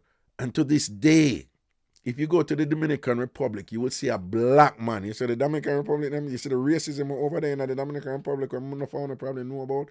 Nasty, violent, cruel, evil racism with the Dominican them against the Asians them or whatever, They share one island, Hispaniola, but their thing is, bam, bam, bam, bam, bam. When I went to the Dominican Republic and I was working at this hotel after my undergrad, it was called La Romana, and I'm working there, whatever. I remember one time I'm hanging out with some people there and they're like, so I was talking about something and I said, no, the black man over there, son, and the brother over there, son. So I said, where? I said, the black man over there, son. I don't see him. The black man, right? See him there? No, come here. No. You don't do that. That's not a black man. He looks black. He's pretty black, yeah. But he's Dominican. So I'm confused, He's from the Dominican Republic.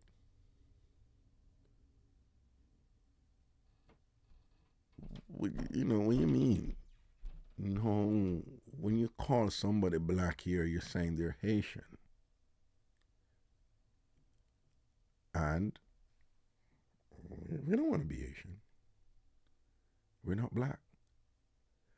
So what do you call that then? Oscuro. Now, oscuro in the Spanish is kind of translated to like dark, because negro is black, And some of you are familiar, blanca and blanco, that's white, and negro is black. But oscuro is like you say dark, Oscuro. But the reason why I'm telling you this, remember what I'm saying about the Indian, when they came over. I remember that they refer to native peoples as Indian, because when Columbus did go India and him last, so when him reach over here, him think of India, him reach. I remember from where him leave from, he had to go west, right? So Europe is east of the United States, right? New York is on the east coast, right? So if you're going over to Europe, you're going east. So if they're coming over here, they're coming west. So when Columbus did leave, him go west to reach India. So when him come down to the Caribbean, him say, I am now in the Indies, which is in the west. Plural, Indies. So I'm in the West Indies. Right? So this whole thing about India and whatever, and native people was always there. Right? And that's when a cowboy and sure we grew up a type of cowboy and Indian. They never called themselves Indian.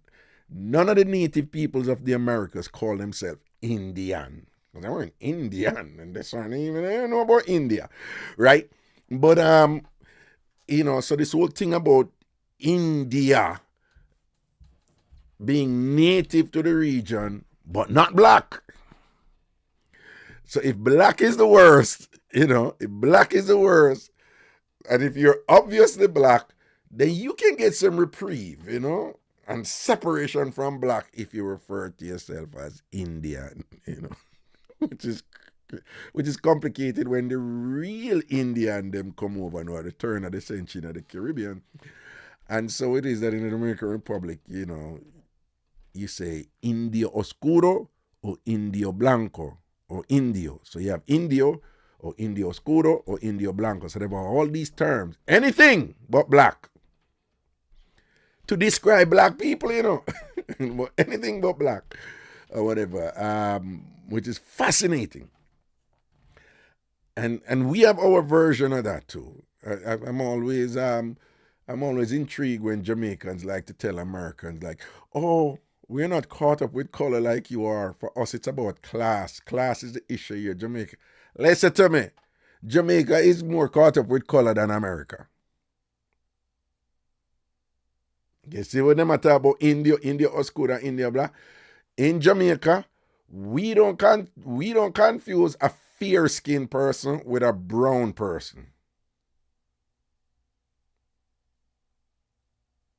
We have white, we would say light skin or fair skin or red skin, and then we have brown, and then Jamaican would say dark brown too, and then black, and they have this thing about jet black, black different from jet black. In other words, we, when I come to America and I see African Americans referring to brown people as that brother over there, the black, that sister over there, black, black people or whatever, like, we don't do that in Jamaica when back in the day, now people, hip hop culture and whatever and things like that. It's a little different now, but back in the day, you never confuse a brown person with a black person. They're two different people in there, Racism, colorism, separating people and things like that because you're valuing some people over others. And that's history of that in our country. Still there. Rampant bleaching and the stuff that goes on there. It's that history of that thing there, the colorism there. And so it is that, at the turn of the 20th century, the Indians and the Chinese came in, and the Indians, people from India, they kind of stay separate too, but they mix more with black people. The Chinese mix less with black people. And these are uncomfortable things that they don't want to talk about. But Chinese Jamaicans, they mix less. I don't have to tell you this. You just observe it yourself and just think about it when you're growing up and think or whatever, Mix less with black people. And then you have all these other stories that come out of it, and they're all there was always this whole thing about black sexuality too, There's always a threatening thing, about black sexuality, and the white man is always fearing the black man and his manhood. And listen to me, white people, mostly in the United States, they went through a phase. People, you want to know how sick this is? How sick they were? They went through a phase where when they lynched black men, lynch from the Willie Lynch thing, right? When they hung black men, and after the black man them dead for most of the time, there was this thing like the next thing to do was to cut off their penises. I kid you not. You could look it up and check it out. And so the ritual, the process was, when you kill black man them, then cut off them wood. Can you imagine the level of insecurity and psychosis that is going on there, and that it existed on a broad like thing. This was a thing to do. And they got some satisfaction from that. That there was something for them, there was something good. You kill that black man, and After him dead, cut off him wood. Yeah. And that made them feel good. I don't know what they were thinking. They were probably saying like, yo, we don't even want them going to the other world, you know, and go like them want to come start out all in the white man, you know, and make all a mistake and go jump all ever fence, you know. Go jump ever fence and thing. If they manage all for go jump the fence at ever now, you can't trust them like a black people, you know. I saw them steer. And if them all jump ever fence and thing, we nah give nobody if you go cut off your body and you can't live a sickness that. Yo, and these are the people who always tell other people them say them stupid and dumb and whatever. Yeah, and you can hate somebody so much that after you kill them without justification or whatever, like you're so friggin' sick that you're like, well, cut off his body, cut off his balls too and whatever. Talk about penis envy on another level. Like seriously. Mad people. And so these sort of divisions, for the most part, were maintained throughout the 20th century in Jamaica, right? Indian people mix with black people, but you know them kind of Indian, they with Indian too, but them mix with black people in different ways. You saw a manifestation, and one of the biggest DJ in a dance hall, which is from the massive and thing, was, you know, Super Cat and him all that talk about the Indian, you know, the Wild Apache and all them something. Yeah, whatever. You don't really hear that from any Chinese amongst black people and thing, you know. So Jamaican Chinese, keep themselves to themselves for the most part. Jamaican Jews keep themselves to themselves for the most part. The Arab folks keep themselves to themselves for the most part. And what is interesting though is how this thing is sustained, because you would hear, you know, respectfully, hear some of these people say how they build themselves from the ground up and thing like that. And for a lot of them, some of it is true, but for a lot of them, it's not really true. You know, when you do some, you know, you dig a little deeper, you find that some of them had gotten a capital that is grounded in that racist history between the different ethnic groups, you know, and that wealth building that was there. So somebody may say him start from so and so, but when you check it out, you know, there was this interesting thing about how some places got their names. You know, if you check out that and see the history behind it, and this guy did this interesting thing where he was like, you know, people say this about, you know, so Butch Stewart, for example, and they were talking about, you know, senior people in Butch Stewart's, you know, life who, you know, afforded him, you know, certain, you know, resources to start out and do certain things and whatever. And he worked really hard though. Don't get me wrong. He worked really hard because where Butcher come from and Wine Bell is just absolutely amazing. Let me just say that where Butch Stewart came from and how he built this thing was just absolutely amazing. And but he had a start, and that start was based on, there was this town, and there was this, I think you know, Steer Town in Saint Anne.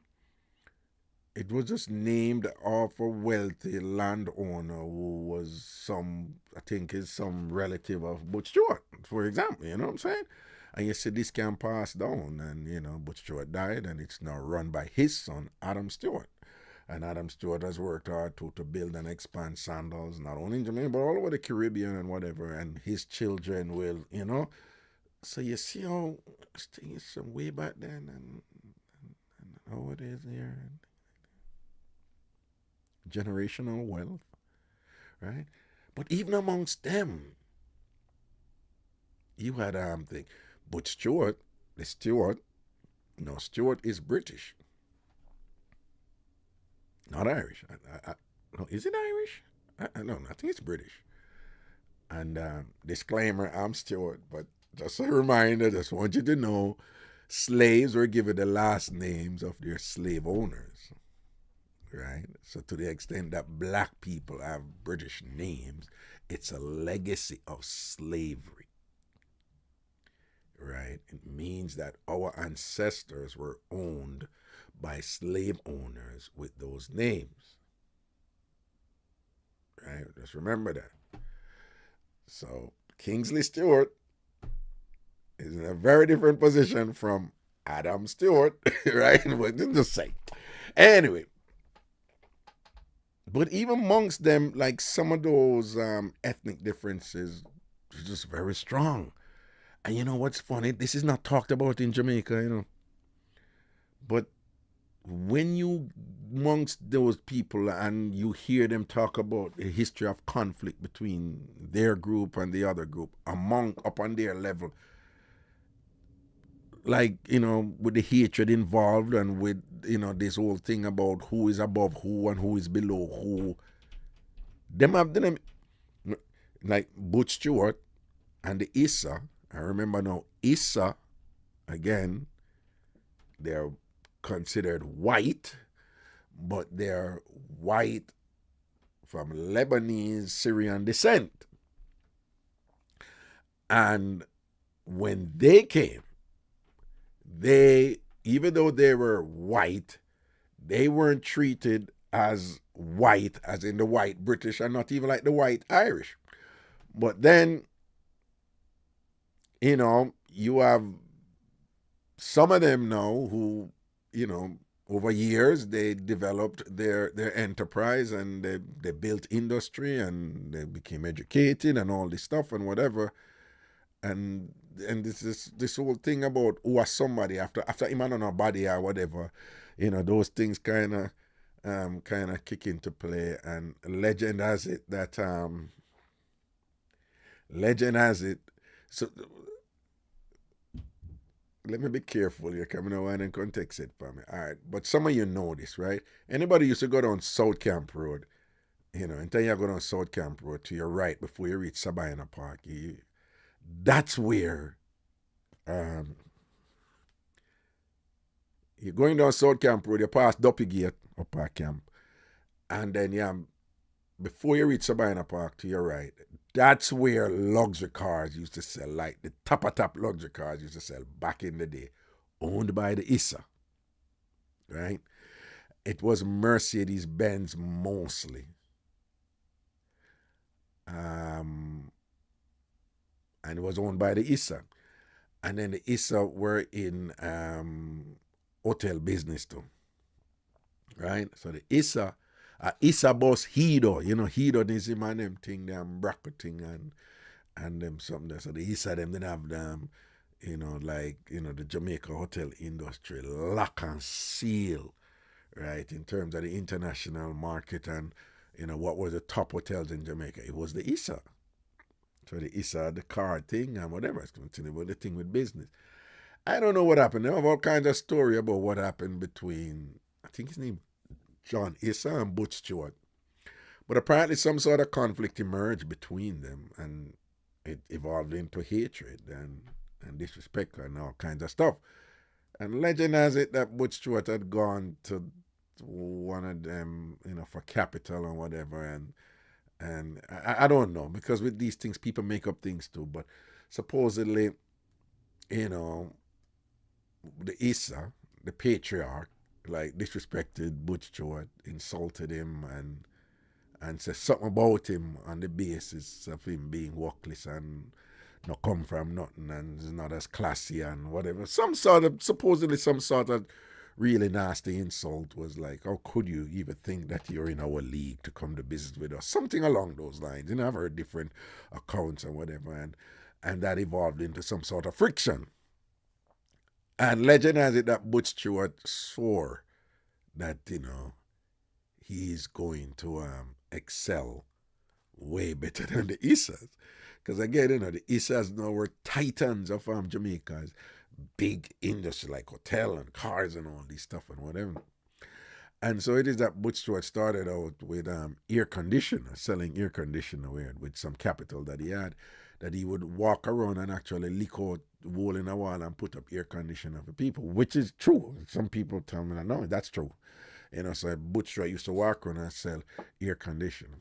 And then eventually formed a company. Again, some of you young people won't know it, but for some of you in my age group, you will immediately know it. Appliance Traders Limited, ATL, and thing, and then expanded in selling electronics. And to this day, appliance traders is a big thing. They sell fridge, AC, and all this stuff and whatever and thing like that.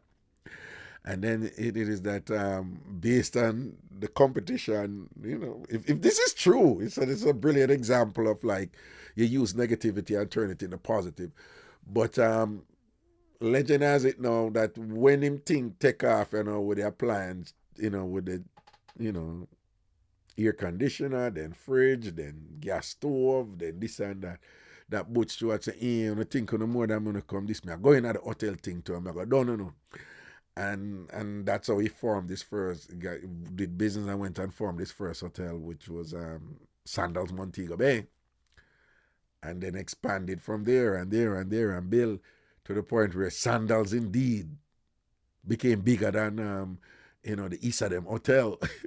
So apparently amongst them, the war they are going a long time, and with that war there's a whole heap of mini war that made up the long war, and sitting and you. But these things are not in the public, You have to just have a little link, right? You have to do. That's a student at UE and thing, and him saying,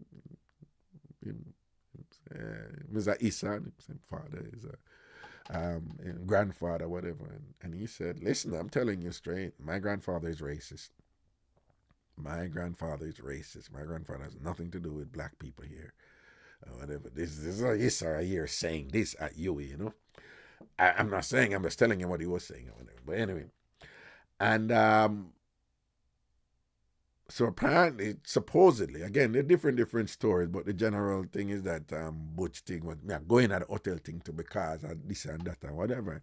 So remember, I wanted to see this thing with color and culture and ethnicity, and you think you're this, not bigger than me, but you did I tell somebody say you're not bigger than me, but you at the same time I look down upon somebody else.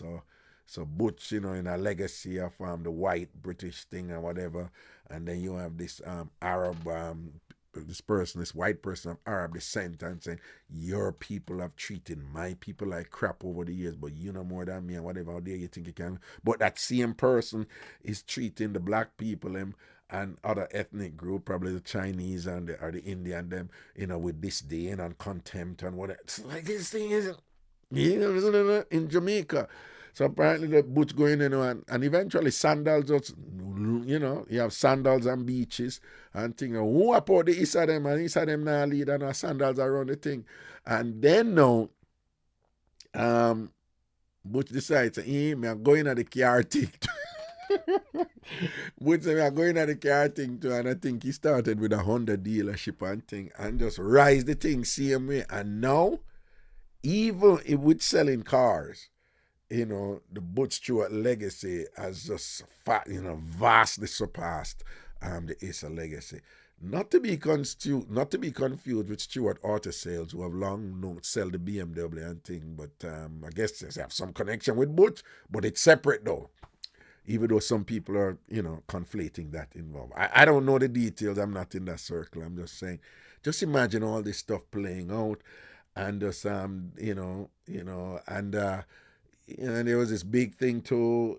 They tried to keep this one down, but they never succeeded in keeping it down. But a very well-known person in the Issa family fell in love and wanted to marry, somebody who was of darker skin, a woman who was of darker skin, but also from an accomplished family.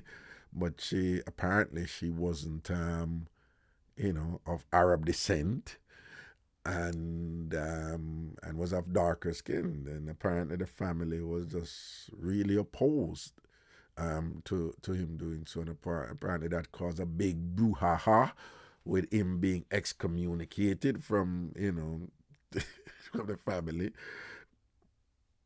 The talk was it's Joey Issa. That was his name, Joey Issa. But you have to understand, these people keep these things down. They're not about coming on, talking anything on radio or TV. You don't hear this, right? And then back in the day, everything, was, life was compartmentalized. That's another thing Jamaicans like to talk about. With segregation, Jamaica is one of the most segregated societies in the world. Let me say that again. Jamaica is one of the most segregated societies in the world by design and thing. And that was a big brouhaha. And that one spilled out in the public. And we heard about it and people talk about, but nobody ever talk about that on people talk about things here and nobody not talk about that. It's like when uptown people mix up boss, man. When uptown people mix up one, you're not supposed to talk about it, and if you go talk about it, you get pushback. So when I used to do my show, I used to have a title for the mix up every week. So I'd be like, okay, police mix up this week, or wedding mix up this week, funeral mix up this week. And when I do uptown mix up and thing, and the thing them start come up, man, I get some talking to man, I get some drop. Could you just ratchet it back a little bit, please? There's some concerned people. I mean, like, ratchet back what? Leave me alone. Them times they never care. You understand? But there's so much that goes on there that sometimes I wonder, like, I wonder what kind of abuse going up this and thing where we don't even hear about. I wonder what women go through up there, in them circle, because no, nothing, nothing. That thing's a crime not committed over there. That thing, them just stay off the radar screen. And it's just a total separate society. But they have different groups too. And each group is not supposed to go fraternize with the other group. And if you're Arab and you go there with one of the Jamaican Jews, them is a problem. If you're a Jamaican Jew and you go there with the Arab, is a problem. If you're Chinese and you go there with an Indian, is a problem. If you're Chinese and you go there with a black, is a problem. And you have all these things, and if you have this legacy of that kind of white English, England, British thing, and you're gone over there, so with the Mac this and the Mac that, Irish them and whatever, all those things exist in Jamaica. They're very, very strong and quite prominent. So people say, out of many, we are one. Yeah, out of many. I'm not so sure we are one, though, right? And there's just so much going on. And then right through it all, though, right through it all, black people, them, they at the bottom. A black we they at the bottom. We right through all of them shenanigans, those colorism shenanigans that occur in Jamaica over the centuries, and we always there at the bottom. We always there at the bottom, right? Interesting, but we have seen some of those change. Some things change, and you know, is that the light skinned people of those backgrounds, yeah, they have benefited, and we've seen where their control of capital and land. Land is a big thing now in Jamaica, real estate. But at them lack off everything. Lack off everything. Grounded in that colonial past. And the structures and conventions that entitled, some groups over others. Right?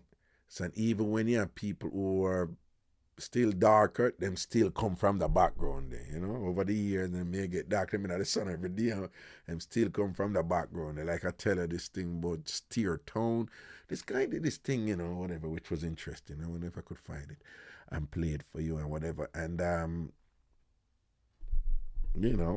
all these places name off people, Grahamites and Russellites. Is the same person, Can you imagine two big area of the primest real estate that's named after you, But they're in historical precedents that led to you being at that point, So today was a class day. Yo, who said this is gonna be brief? Oh my God! All right, my bad. I promise you, tomorrow we will laugh and carry on again and whatever. But every day, and then we have to do look a class thing, no? And that is what I do. I teach and I share, and again, I know many of you find it useful and thing.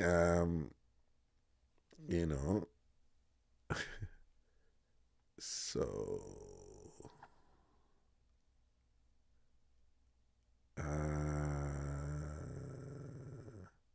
Oh, and we're not getting into it, but it's so interesting. But that how the political parties how they figure into that. There was a time that the JLP was known as the Brown People Party. The JLP was known as the Brown People Party for specific reasons. And if you get into that, if I get into that, you will see how. Remember, people really go into representational politics. Most of them people them don't have the money. But when them go in representational politics, they now have constitutional authority to manage the country's resources and to make laws. And then people in the private sector, they need the government to come up with initiatives that they can benefit from, including subsidization. So if they're going to build some house, yeah, we need it for subsidize it and just give us some money to the taxpayer thing and whatever. And we're going to give some of the house them to so and so, whatever. It's a game. But that each of our main political parties is really associated with specific groups that control that capital money and thing that was amassed from that colonial order that was established back then and sustained and come right up.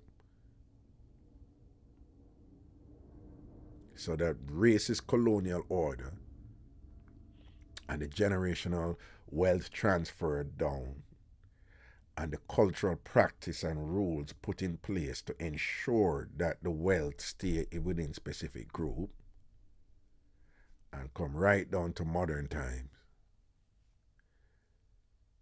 That give them the power now to influence whoever go in political leadership. And whoever go in political leadership now, them want the money now. And them want the influence. And them want to be considered up in the echelons of society. Again, upper echelons of society based on colonialism, based on a neo-colonial structure that emerged from 400 odd years of slavery. Now they work with them, and most of that is done behind the scenes.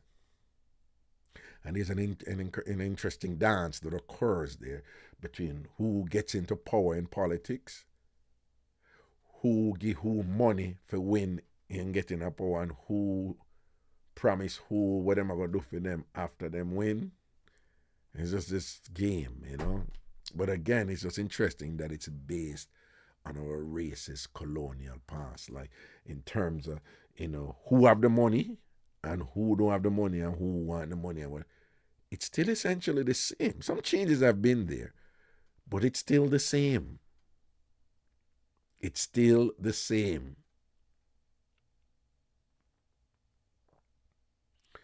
South Africa, which was suffered under white racist rule, apartheid, for decades and whatever.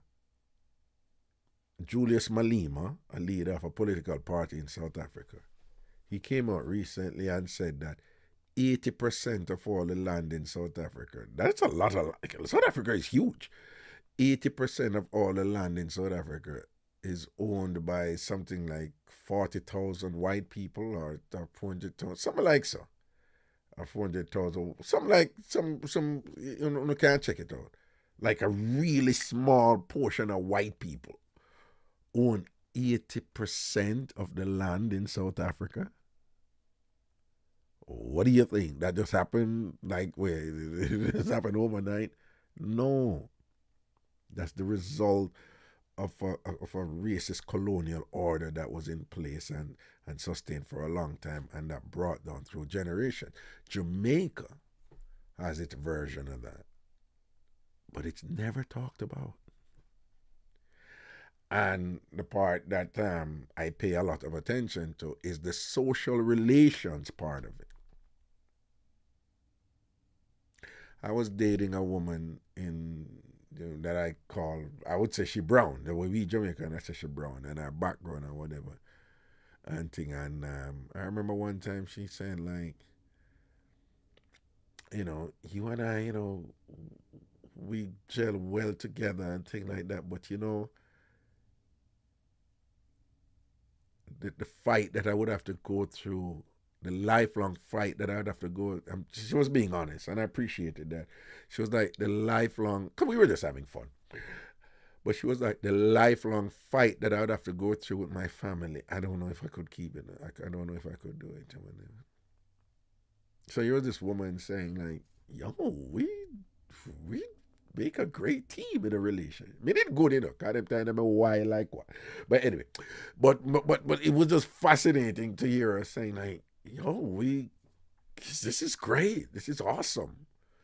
You know, if we set her on and yeah, and she, we really did gel. We really did, that chemistry thing was there. Like a vibe and thing or whatever. We were just really compatible and whatever. But so there was a possibility like we could have had a great relationship out of it. But her thing was like, yo, what should I forgot you with a family or whatever. I remember at that time, lecturer at the university. I'm a lecturer at the University of West. Well, I was always a little rebel and things like that. But still, I'm still a credentialed person, accomplished person. But she was just like, nope, my family wouldn't. They don't want any. You know, she said, our mother said, there's this term most Jamaicans use. It's called buguyaga. Right, but it's a pejorative. It's a term used to describe people of low status or people who of inappropriate conduct and so forth. And boogie yaga behavior. They want a boogie yaga or whatever. And I'm just saying, people don't know that these things are just quite rife in Jamaica, quite pronounced and strong and that they're grounded and deeply rooted in a history and legacy of racism, and hatred of the other, engendered and fostered from the very beginning when Columbus came over and treated the Tainos, the Arawaks that way, and just unleashed that legacy of intergroup poison, grounded in this kind of Western European doctrine of a supremacy of the lighter color, Awful. Thank you for your patience. I know today's class was informative in some way. Remember now, my goal here is to entertain, but also to educate, inform, and to inspire.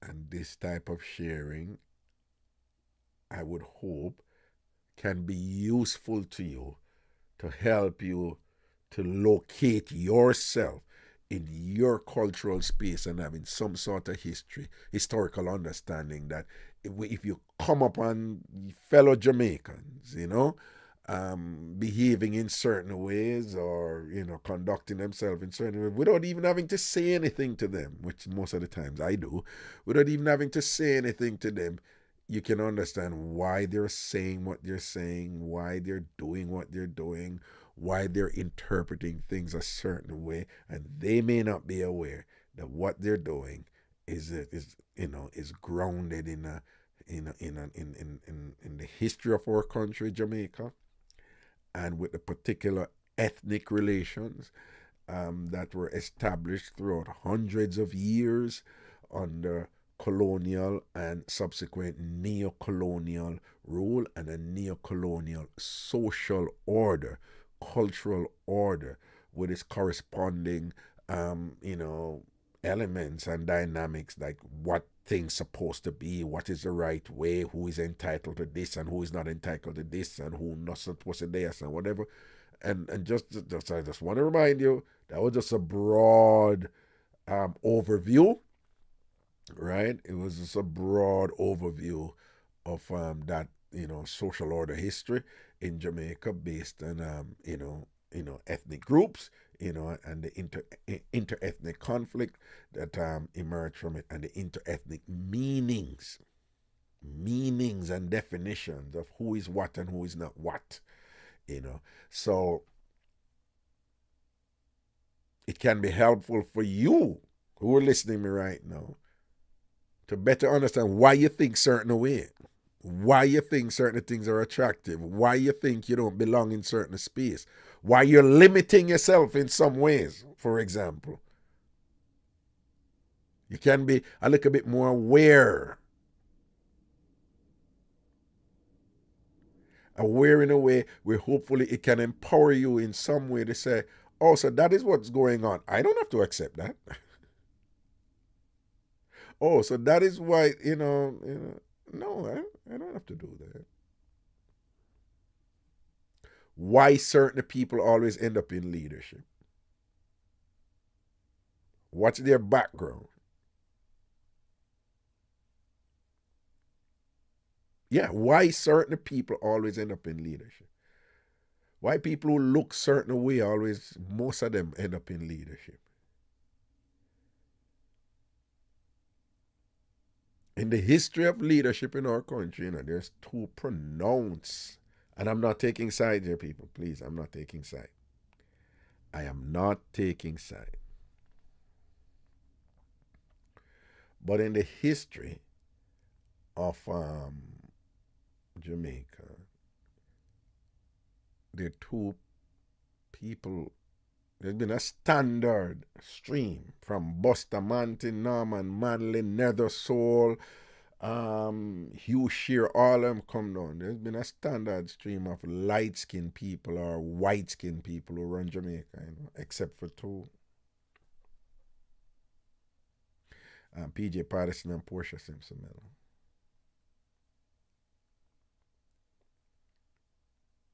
And this is not about politics, please. It's not about. I'm just saying, because if you think it's about politics, then you wouldn't be understanding everything I'm saying so far in terms of inter-ethnic issues and colorism and the history of that coming right up. Oh, by the way, and that played out interestingly with the Sandals White House. The Sandals White House. Remember the big Sandals White House scandal, with PJ Patterson, Vin Lawrence, and Alston Stewart and thing, all these dark skinned men on one side and whatever, who were at war with Butch Stewart and, a battalion of light skinned people and thing and whatever, on the other side. And what monies were given to the JLP at that time, which is a fellow light skinned person, Bruce Golding, to ensure that they won in order to get over, past the PNP. And then Sandals White House got back their money that they think that they were entitled to, that they should have been given a while under the government of the people. Now, here's a whole, it's so much going on there.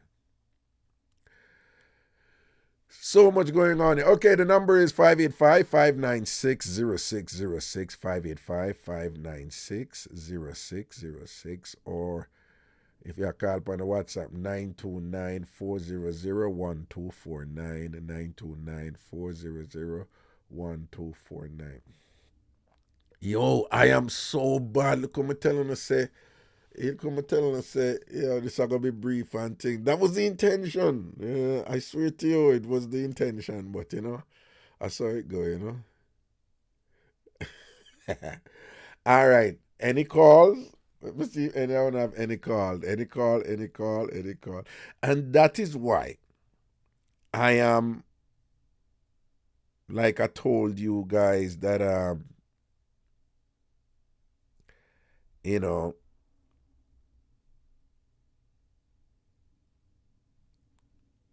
you know, when I envisioned the Ghana trip, right? I, there's 17 people already confirmed for the trip in terms of people who either buy them ticket outright or no, there's more because there's five. There's 22 people. There's 5 more. There's 22 people confirmed for the trip, in terms of people who give them deposit or buy them ticket already outright or pay them full money, right? 22 already. 22. When I envisioned this, I was like, yeah, you're probably like a 10 or 12. We're going to shoot for that. I still haven't put out a promotion thing yet. This is just for the show. And I am excited about that. As you have heard me said before, and excuse me for being redundant.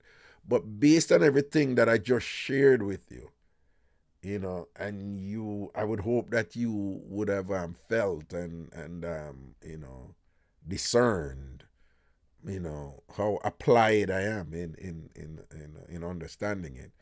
And there's a lot that I haven't explained to you about my personal journey, the way my understanding of those things have led to me struggling. You know my donkey nose was story from school, right? Right? That was rough for me. I mean, I'm good now. Me a big nose, big head ragga, right? I am great now, right? Yeah, me drew about it with woman and thing. I and me a friend. Me say, yo, you're going like, I kiss my big nose. Come kiss my big right? Because I'm stupid. I'm goofy. Whatever. But it wasn't like this. It wasn't like this. I wasn't here. I, like many Jamaicans, um, had it rough with some of the poison from that type of thing there, that exists in our culture. And what made it even worse was I wasn't aware of why I had it rough. I was not aware. I never understand it. You just hear people weaponize some things against you and you feel that it's wrong because you're being reduced. Your humanity is being reduced. You're being devalued, and you're being treated a certain way where you're like, and then unfortunately, most people accept that. A lot of people accept it. Those definitions of selves and those, reductions and devaluation of selves, and a lot of people who weaponize these things, they don't know, none of them don't know why them do it, them just believe it. And a lot of people who accept the weaponization of it on the attacks on their person, a lot of them don't even know. Some of them know peripherally, but they can feel the hurt and the pain from it though. And it is such a relief and a different space.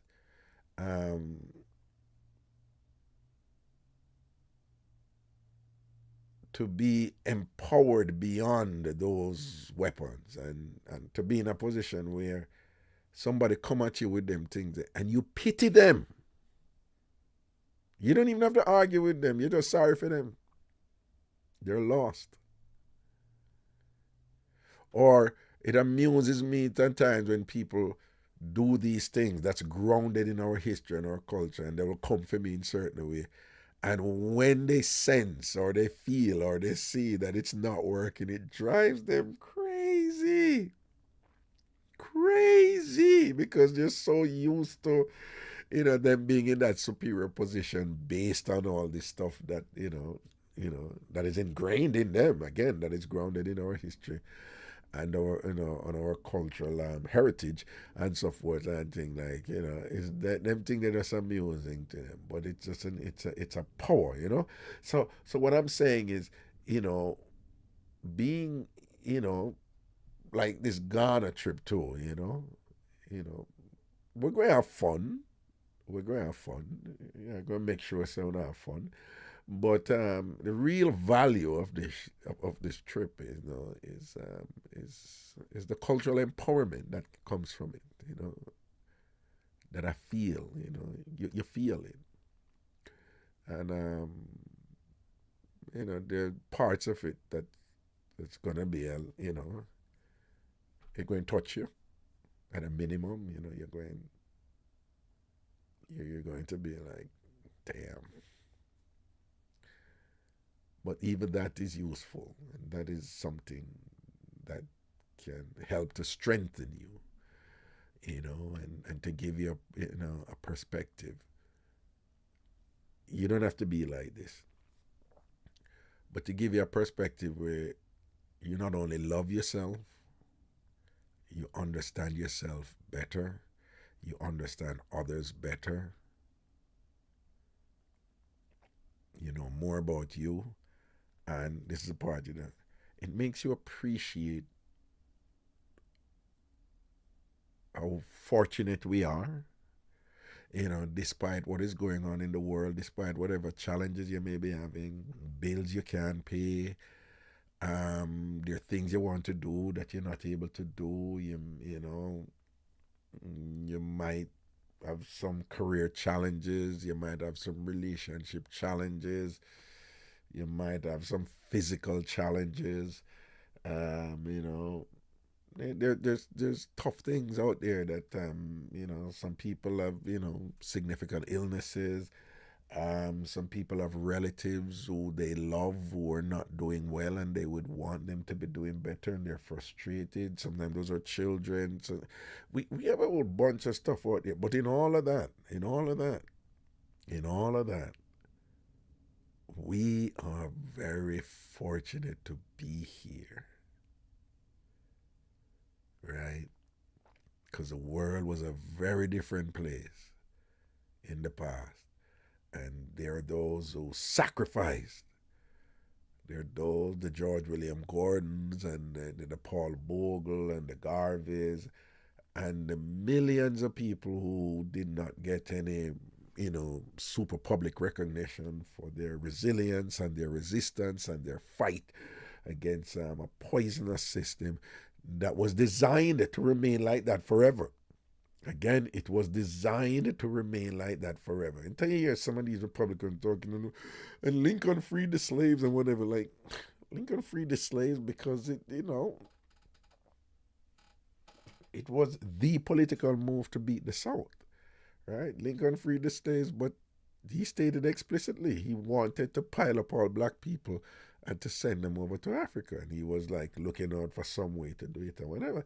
So when you hear some of them, act like, oh, but we have come, Nikki Haley, she's in that zone, and we have done it, as if it was done voluntarily, as it was done by volition. It's nonsense, because that poison was designed to be like that and stay like that forever. And it was because of our ancestors who refused to accept that. Death before dishonor, and was prepared to go and fight. Millions of people died for that. For me, I appreciate some soft toilet paper right now. Honestly, my ancestors, I am just so thankful for that, and I value stuff like that.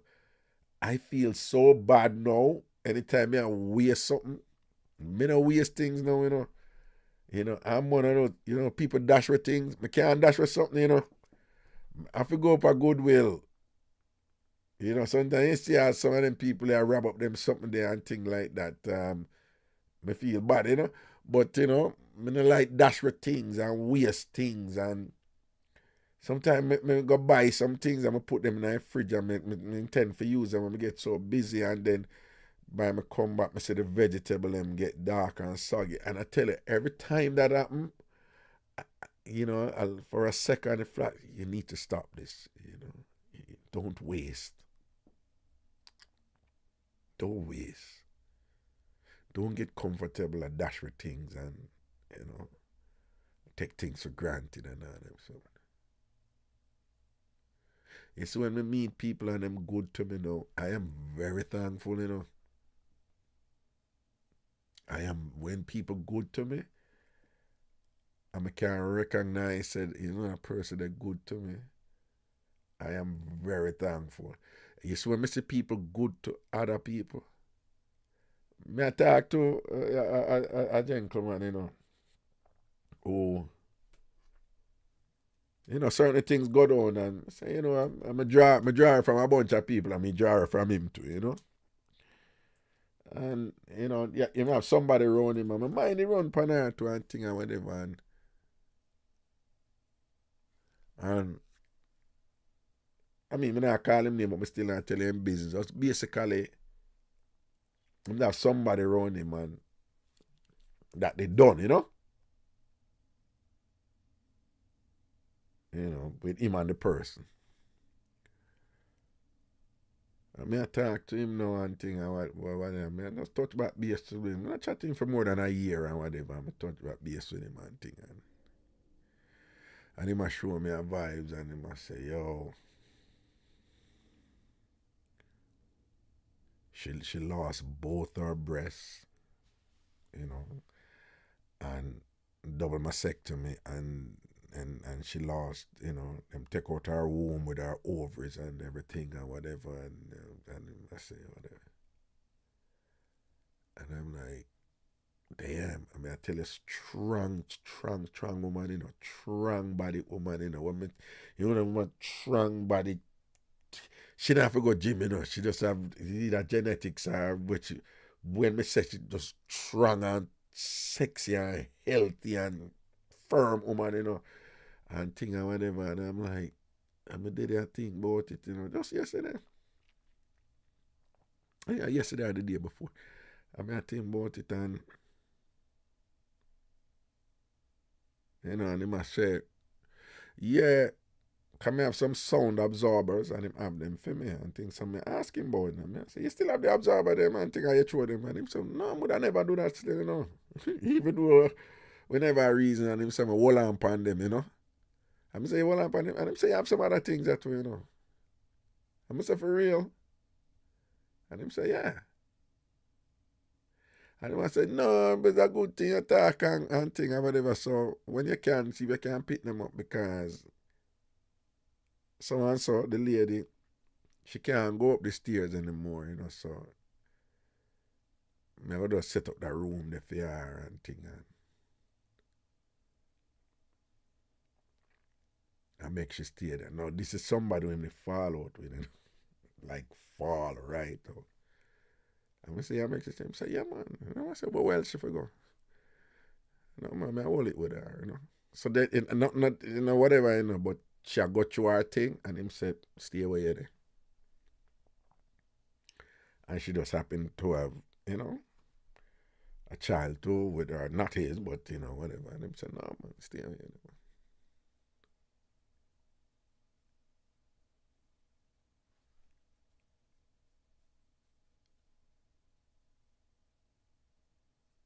And I said to him, big man, I want to rate you still, Yeah, man. Rate you for what you do, Cause I have some other. Again, me not got too much in I'm busy, but him did a plan for the room there, cause that man him is all about business and making money, so he's gonna rent it out. And him I said, no, man, me leg that long time, man. She need me for the fear. They're not together or anything. Nothing like that. And him just like, it is what it is, And again, in the context of everything what I just say, even if it not benefit me, I can observe I wanna be a certain way and thing and whatever. I say, yo, based on enough things where I go through as a people, You have to appreciate goodness from people now, man, because I see what it was in the past. And you see how we as black people, they are the lowest of the low, And this man here, you know, he must show goodness to somebody who can appreciate that goodness and whatever because, there's nothing there for the alternative, and he must say, no man, boom bang bang bing, I'm gonna come off I4 I must say somebody I'm gonna chat to about a year on the iPhone, a long time I'm gonna chat to you, And whatever I say, say nobody not perfect, yeah man. But when you see goodness in somebody, you see goodness in somebody, And if you tell a man, because remember the poison where we are come out. You see it. So when me receive, not only when me receive goodness, when me see it in a people, man, me just say, oh, tell them, you know, say you're good somebody for do that, you know. Yeah. So I write, I know, you know, some simple things, I just take pleasure in, you know. So I'm going to hear me and say, well, I only pass stress and all them something. The context that I come from, you know, I'm just glad and fortunate, right, you know, for they I enjoy all these little things in our life and they're on some good people and things, including on whatever, you know, kind of good people. You understand, man? Them things are important to me, man. Them, right, and I'm going to kill up myself for nothing, you know. Yeah. Whole night, I not sleep last night, you know. Whole night last night, me I work on something, man. Me just go with it, go with it, go with it. And this morning, when the tired take me now about 8:30, I'm see me no sleep. And think, me, I said, boy, I give thanks, I can work on something where me no see it as work, you know, like me enjoy it so much. I think even though me need for sleep better, you know. But, you know, even them look at something that me give thanks for, you know. Yeah, man, you know, I just want the them for kind of have that mindset that too, you know, appreciate good people around you, man. Somebody good around you, appreciate them. It don't must mean say it go work, right? It don't must mean everything go perfect or whatever. Just be thankful when somebody, if you have good people around you, man, and be thankful for soft toilet paper. Yeah, I am stuck there, you know, but you know, yeah. So I'm thankful for all kind of look at thing, you know. Thankful for my juicer, you know. Yeah, thankful for my juicer go on. Thankful for my bed. Yeah, I lay down and watch look at NCIS and thing and little, you know, true crime mystery. I'm thankful so I can do this, I enjoy this. I'm thankful so I'm over here so I can run the show how I want to run the show. Right? I don't want to pick up certain things already and thing, but you know. I think long and hard about them something there. I say, yo, I want happy here, man. I want to run the show, or me want to run the show, and you know, some you know, a bunch of little things that are going on and whatever. I mean, I say, you know, I'm in a detail, but I pick up certain things, man, and I've been so happier for it. I've been so happier for it, right? Less money, less money, but you know, money will come here, man. I mean, don't say the money will come. You get what you work for. Get what you work for.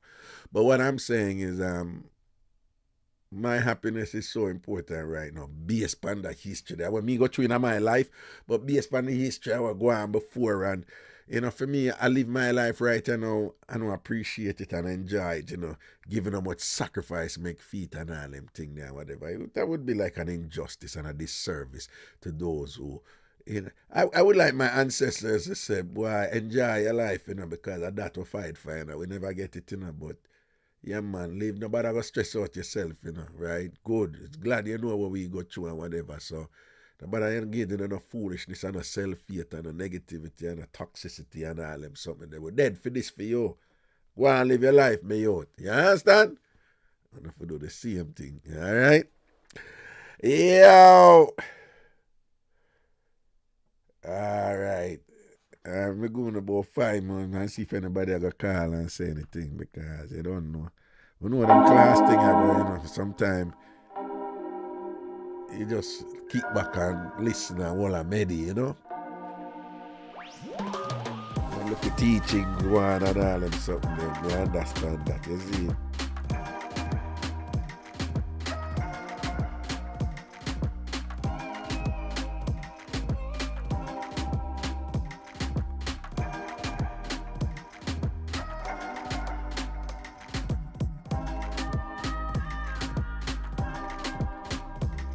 The number is 585-596-0606. I'm not stay long still, man, but yeah, probably like 10 more minutes if we get calls. All right?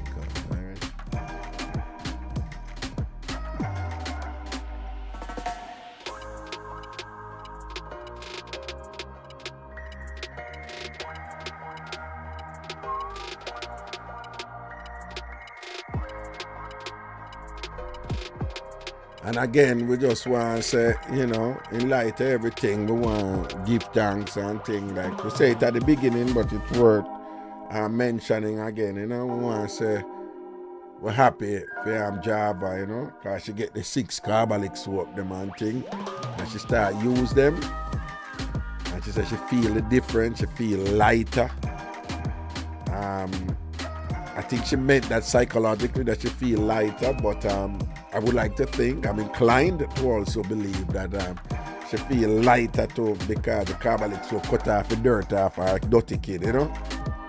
And dirt heavy, dirt can't dry you down and wear you down, you know. So I'm sure say some of that dirt they did that kind of wall her down and thing because when I see her, she never, you know, some people when them get heavy and thing, them walk with a kind of stodgy step. You like, you know, them, you know. That one time she used to walk light, you know, like she bounce off her, you know, her inter. But 2 kids did, you know, dirty kid and whatever did I draw her down and thing, alright. You know, she did kind of walk heavy and thing, but when I see her since she used to start using carbolic soap, but I would like to believe that that means I think lighter for her too, you know? And things. So Java, big up yourself, man. We love you and rate you and things. We're glad for you. And if anybody want to go and see look at carbolic soap and things and they can buy it too, we don't just buy a couple and send it over to her, you know? Okay. Juliet Legore. But I heard that is the same soap make your face so smooth. Juliet, I like when you war me, you know, because remember so when me did war you back, I think I did disappear. Me I said, oh God, Raga, she don't understand you, you know. She thinks you're gone too far. Can't you me don't know you? I mean, did pepper you one day and thing, and then you disappear. Me I said, Juliet, where you there? Juliet, where you there? So I like when you war me now, you know. That means we're good again, you know. Because as me always tell you, you know, me only box liberty and people who understand me, you know. Yes, and if you don't understand, I'm not joke with you like that, you know. And whatever. So me never know, and Juliet did disappear from me, you know. I said, Juliet, where you there? Where you there, Juliet? So me like when you want me and a pepper me, you know. Me take a beating. Juliet. Whap up Raga, yes. Yo, big up cake soap. What do you do that? Man, real cake soap like carbolic soap like that. Yeah? Yo, you know, the whole thing with cake soap and with cartel and, you know, use the cake soap and they make song about it and, you know, people did that bleach. There was this big thing for use the cake soap and, you know, the cartel put out the song. Everybody, you know, it became problem. Yo, when we grew up though, you know, nobody not use cake soap wash them face, you know. It's just exceptional circumstances, but in general, all when you have cake soap, if you don't have other soap, you just use water wash off your face, you know. We never really use cake soap. It's like cake soap was just for washing clothes, that's all. Right? You know, our time I grew up as you. We don't mix up cake soap with face. We don't do cake soap and face. We don't do that soap in there.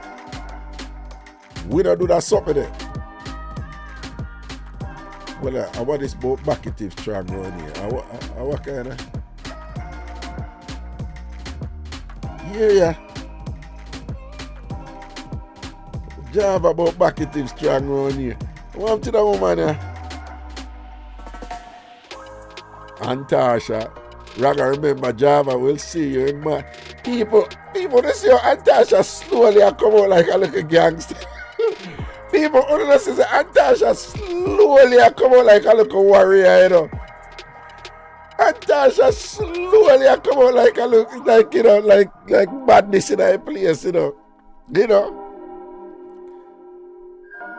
Raga, remember Java, we'll see you in March. Yes, you're going to see me in a March, yes. Because she's going to anchor for a fish and I'm going to cook. But don't say that already. Right? And she will get some if she beg. She have to beg and say, Raga, the fish the way you cook smell good enough and it look good enough, so I'll beg you some. Right? And that she have to go do.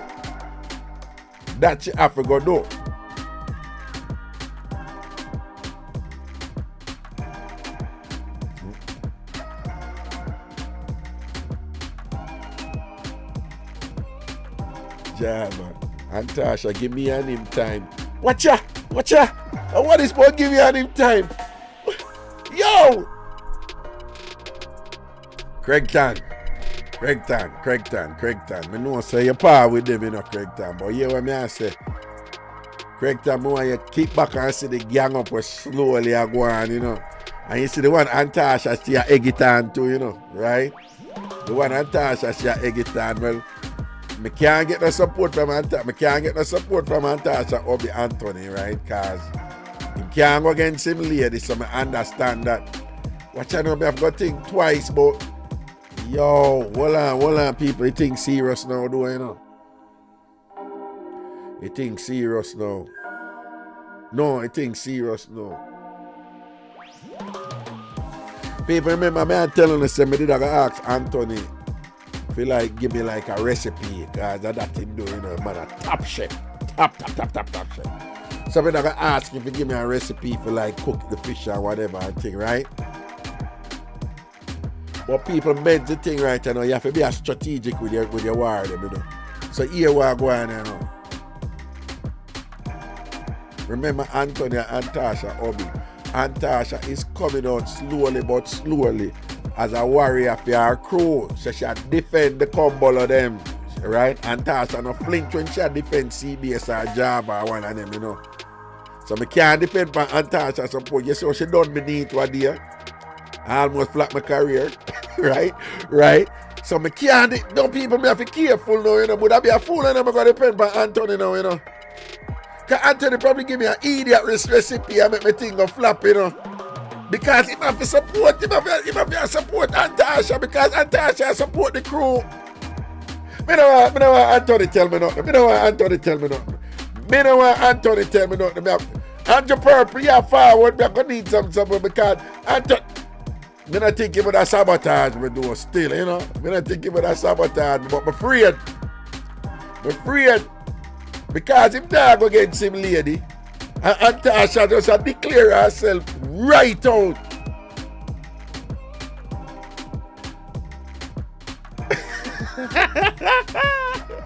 Antasha said, Raga, me, this man. What you say, what?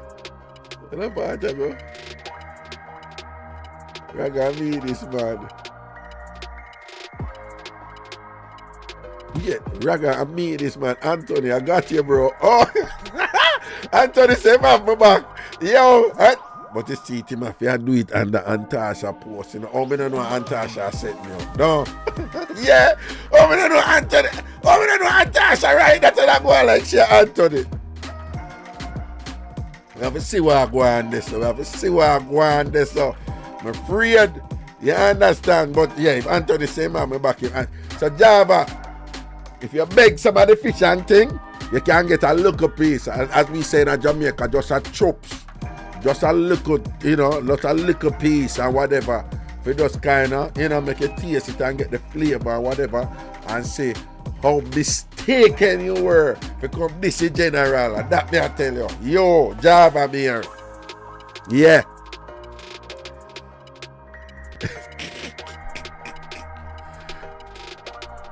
But look how me did the appeal to Craigtown and thing and whatever. And I hear him now. Java, no babes. So me not getting a support from Craigtown. Craigtown, seriously, Craigtown. How far we are juggle from? What, 2004, 2003? Around them time there. New Start 93 FM from them time there, Craigtown. At 2024 now, we are talking about like 20 years. Seriously, Craigtown. Seriously, Craigtown.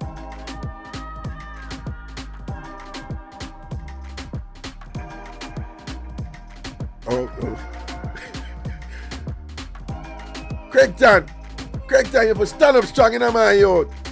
Don't make them lamps out and all them something about Java, no babes. Whatever. Craigtown, don't make them clown you out and thing, you know. You're G to the thing, you know. What happened to you?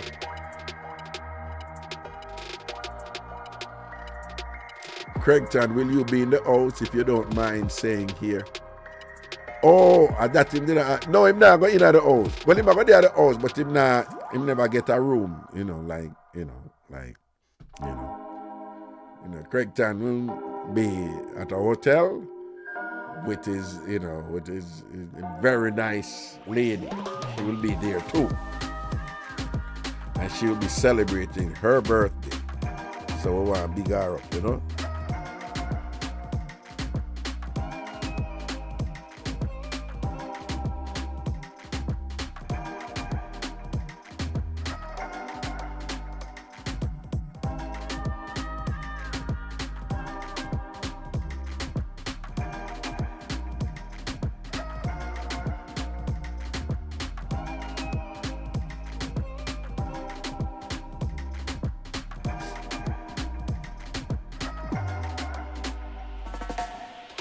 Oh, Antash, as a Java, he took my phone to defend Raga. That's right, Anthony. That's brap, brap, brap, brap, brap, brap, brap, brap, brap, brap, brap, brap, brap, brap. Okay. All right. All right. Java, Anthony, please don't let Raga spoil your immaculate reputation. What you know, I make I come off and go. I'm gonna do my kids them business here, sir. Anyway, people, big up on yourself, Blessings and respect, alright? Stay balanced. Careful what you say about people, cause I don't want nobody soon and have to pay 83 million. Keep on the mount when you should. Alright? Love and blessings, people. 9 Maras.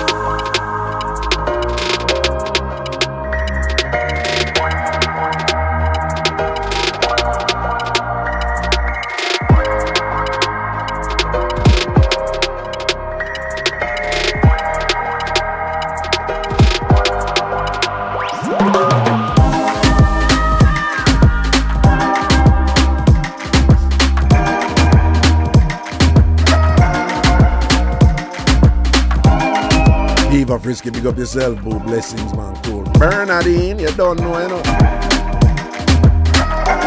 That's right, Bernadine. I'm add on the initial 5 million down.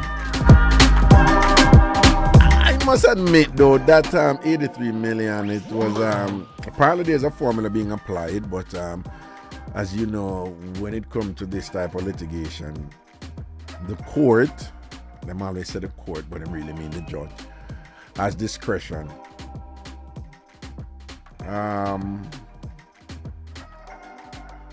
He's going to appeal. He has to appeal, and I could see them reducing it. I don't think them going dismiss it though, because he has put himself in a position where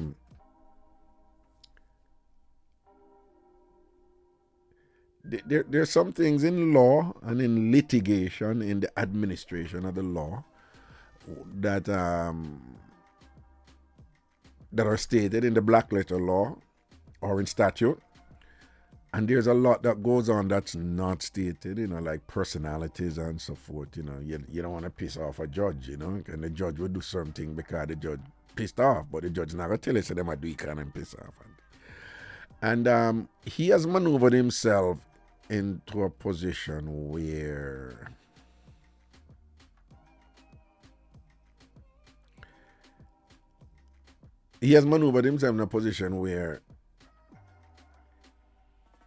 his conduct is such that it leads people to wonder if he respects the courts, which he doesn't, unless they rule for him.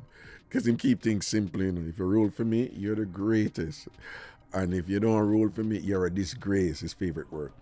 But he has now put himself in a position where he has them now thinking like the credibility of their of their profession, and is at stake, and its role in a democracy, And I don't think he understands that. He has gone into that realm now where, the judge, they keep, I find it interesting when him said, the court says, it's a judge. But he has gone in that realm where the judge, you're a high profile client, you're a very high profile client, and then the judge gives you a directive, a reasonable directive, and repeatedly, you just don't care. In other words, you don't respect the court, you don't respect the judge. But you do have other issues there where, if you are a democratically appointed judge, people notice those things as opposed to if you're a Republican appointed judge.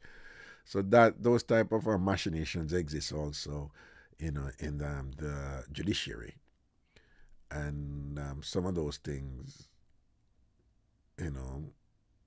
determine outcomes, So as you see what is going on with the judge in Florida, who was appointed by him and whatever, and most of her rulings are in favor to him. So at the same time, Democrats do the same thing too in their own way. Some judges who are appointed by Democratic political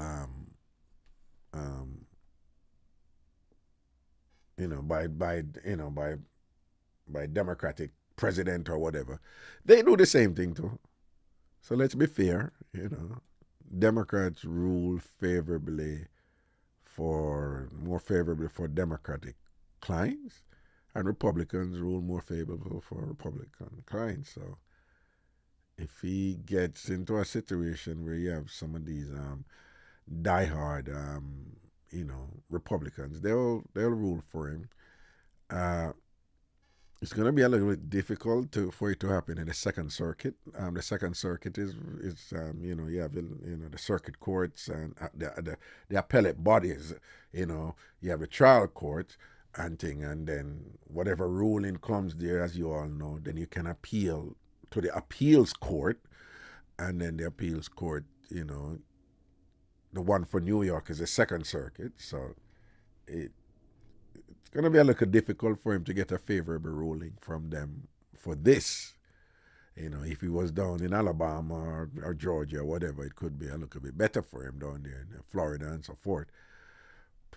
But it's going to go up to the Supreme Court, and then he has two sure votes there in terms of Clarence Thomas and Samuel Alito. But what happens after? One call I'm taking, and that's it. Hello, caller. Hi, good evening. My name is Wagwan. A quick call. Here come me a cut. Yeah, cut? Yeah. I'm just going to beg you one bag of the fertilizer. I'm going to see you get free fertilizer there. Well, they claim that RAD, we're talking about a thing that I post here, but they claim that RAD gives it to the politicians to distribute. So, I don't know if RAD said that, but if RAD said that, then we need to be fair to the JLP representative there, So the fact that she's getting it at her place, it look away in the night there and whatever, so many bags of fertilizer and whatever. But if RADA says, is on record to say, no, we sent it to her and to others for them to dispense to the respective constituency, then we need to be fair to her and the JLP, okay? Yeah, I heard me that do well with 2 bags anyway. But as you say, yeah, cut, bless up yourself. All right, then, respect here. Cool. All right, cool. All right, people, I'm going to look some food right. I am hungry. Proper hungry too, All right, big up on yourself, people, all right? And I'm Morris then, cool. Out the road. Here we go, stop.